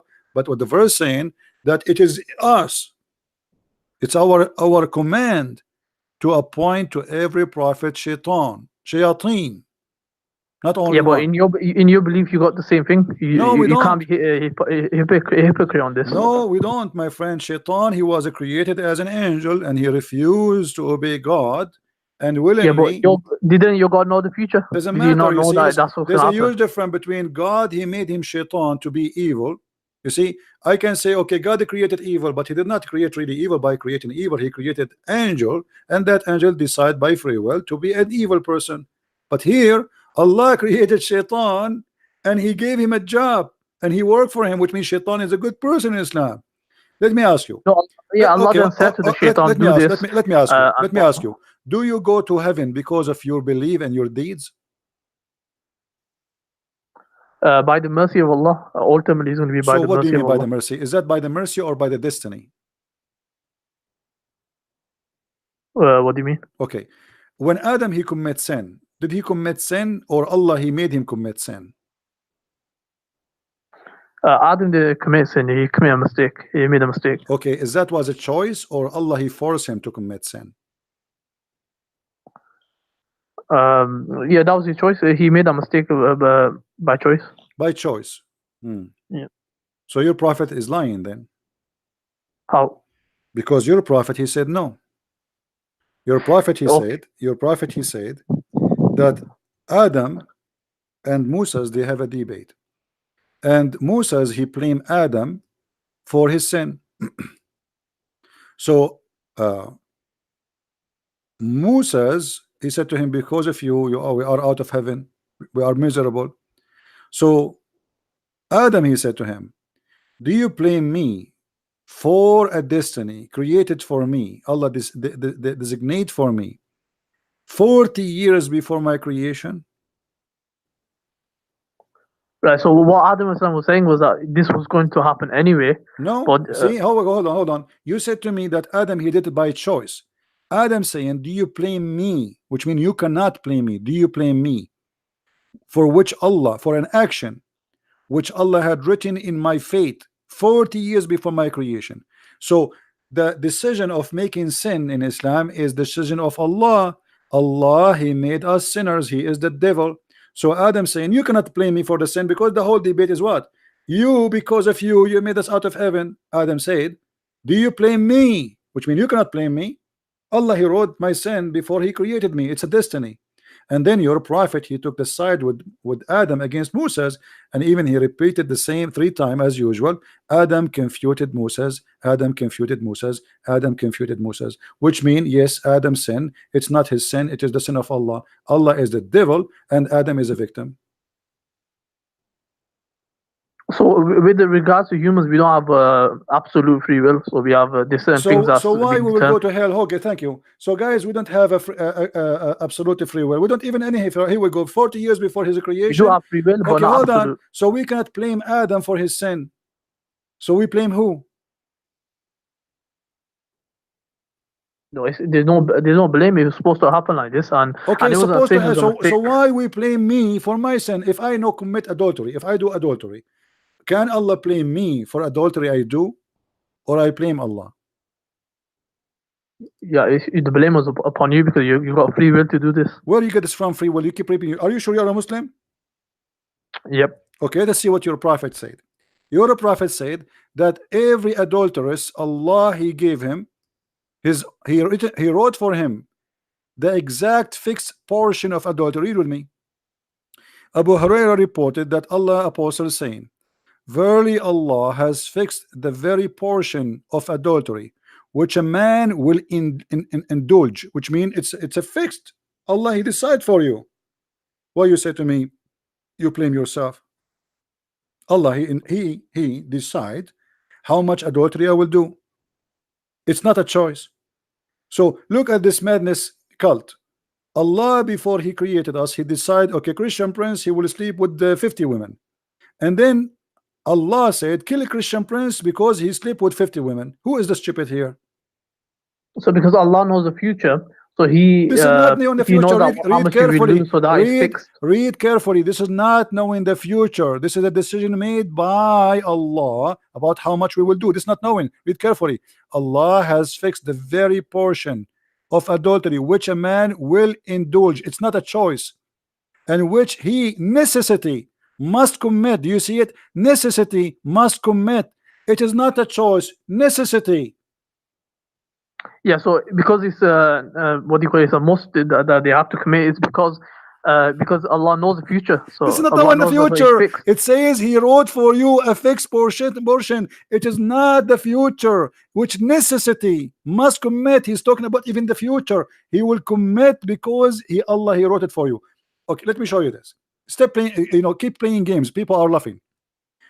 A child who is born as a baby, he's 1 day old. He will go to heaven or to hell? The child would go to heaven, or he will have a test. Some scholars have said that he's going to have a test on. A child, he will have a test. 1 day old, he will have a test. He's going to be. Allah will make him age forward, so he's going to have a test. That's a good one, my friend. Aisha, she said to the Prophet after attending a funeral where a child who was an infant, he died. She said to him, this child, he will be a child of paradise, bird in the paradise. And Muhammad, he says it might be the otherwise, which means he might go to hell. So why the child will go to hell? Because Allah, He wrote their destiny when they are in the backbone of their father. Read carefully. So this is a destiny. This has nothing to do with sin. Allah, He wrote his sin or his, let's say, whatever destiny he have to go to hell or to go to heaven before He created him.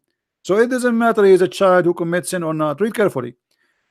Aisha, she said, Allah Messenger, there's a happiness for this child who is a bird from paradise, for it commit no sin, nor has reached the age when one can commit sin. This is the opinion of Aisha, and I agree with her. He said, Aisha, peradventure, it might be the otherwise. Otherwise? What is the otherwise? What do you think? Yeah, so from this narration, well, I've read this before as well. So what it says basically is that the prophet is acknowledging he doesn't know what's going to happen to him. So because he's only going to say what is revelation. No. We know what will happen to him, because simply, if everyone he will pay for his sin, and this child he did no sin, so why he will pay to go to hell? Hell is for those who commit sin. So what do you mean we do not know? Allah told us. Everyone will pay for his sin, but this child, he did not commit sin, neither he reached the age of sin. So we do not know. And then he says it may be the otherwise, which means he might go to hell. But the guy is dead. He's a child. He's a baby. He's an infant. What otherwise? Read carefully. Because God created for paradise those who are fit for it, while they were yet in their father backbone, and He created for hell those who to go to hell while they're in their father backbone. So you go to hell, decision is made when you are not created yet. You commit sin or not, you are a baby 1 day old or not, it doesn't matter. That's what your prophet is saying. So it says here that the prophet said it may be otherwise. So he says it may be, so that's not certainty. So we don't know what's going to happen. No problem. It may be the otherwise, because why? Because Allah, He created you to go to hell or to heaven when you are in the backbone. By the way, the child doesn't come from the backbone. This is a mistake from Muhammad, scientific mistake. But however, He decided where you will go. Your sin have nothing to do with it. The child, he commit no sin. He's a baby. And Aisha, she confirmed that. She said, there's a happiness for this child who is a bird from paradise, for it commit no sin, nor has reached the age when can commit sin. So this is a very pure bird, little child who died. Yet Muhammad is saying, well, you are wrong, because Allah, he make a decision where people will go to hell or to heaven before even he created us, which means Islam is a stupid cult. It doesn't matter really what you do in your life. Allah, he made decision already. Do you agree? No, so it does matter, because within that, what's the creed is Allah give us okay, let me ask you. free will. Okay, let us solve this problem. If you are a person who pray to Allah 5 days a week, five times a day, all your life, and fasting Ramadan, and even going to jihad, etc., are you going to go to heaven or no? Do Allah promise you heaven? Yeah, if you do that, then Allah has promised the paradise, so we have hope. Well, that's not binding on Allah. You're a prophet, have different opinion. You're a prophet, he said the following. Read with me carefully. You're a prophet said that a person, he might do the people of heaven. Let us show you the hadith. Yeah, and then his last action might be bad, and then he's gonna go. Yeah, but his last action is what? Is what Allah written for him, correct? That's his own choice he made. No. Stop lying. Shame on you. It says in the front of us. Okay, read with me, please. We have free will. Okay, read with me. Okay, read with me, please. Okay. Here it says, then the soul is breathed into him, etc. And then he swear by Allah, saying,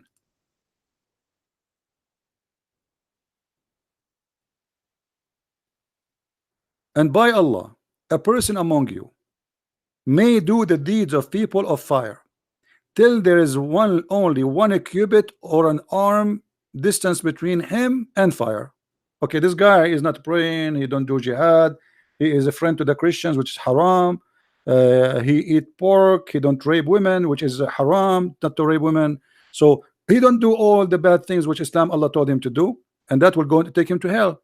But then look what it says, but then that is written which Allah ordered the angel to write, proceed, and he does the deed of people of paradise, and he enter it.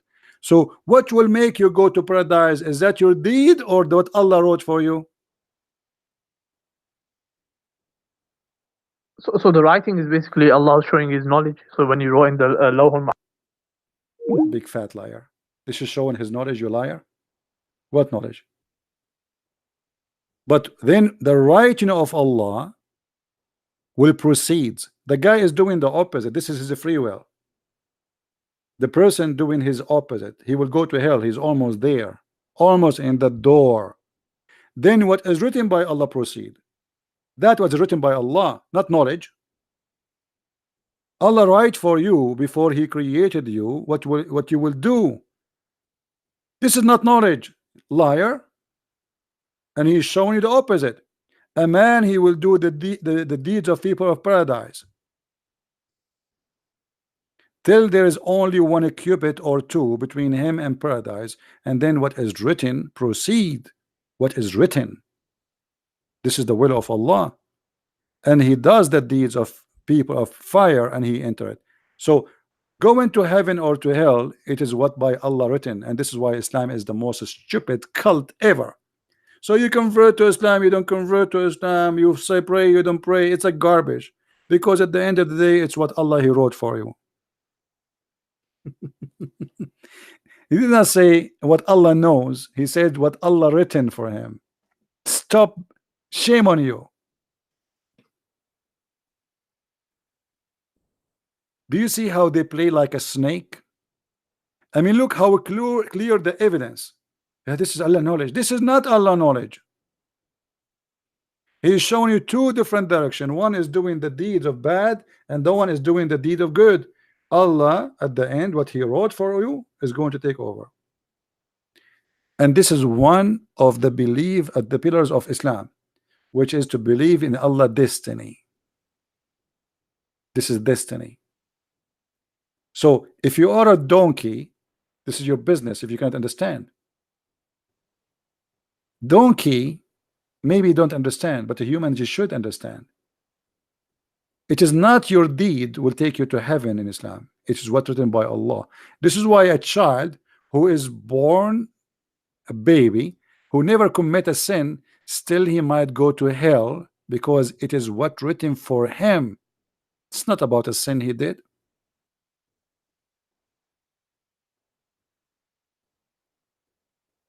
And the funny, he said that a child, he's a baby, infant, Allah will give him a test. What he will give him a test? He will give him milk and wine. How you can give an infant a test? Hey infant, do you like pepperoni or the nipples of your mom? Okay, you fail. Take him to hell. He said he want the pepperoni. This is made by the Western. It's haram. This is the test for the infant. Infant.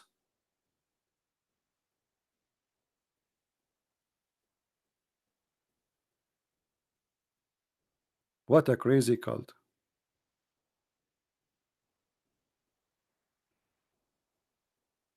Anyway, guys, I think we have enough for today. Don't forget, please, to download the video. I know we have more than 1,000 people listening, but this is English.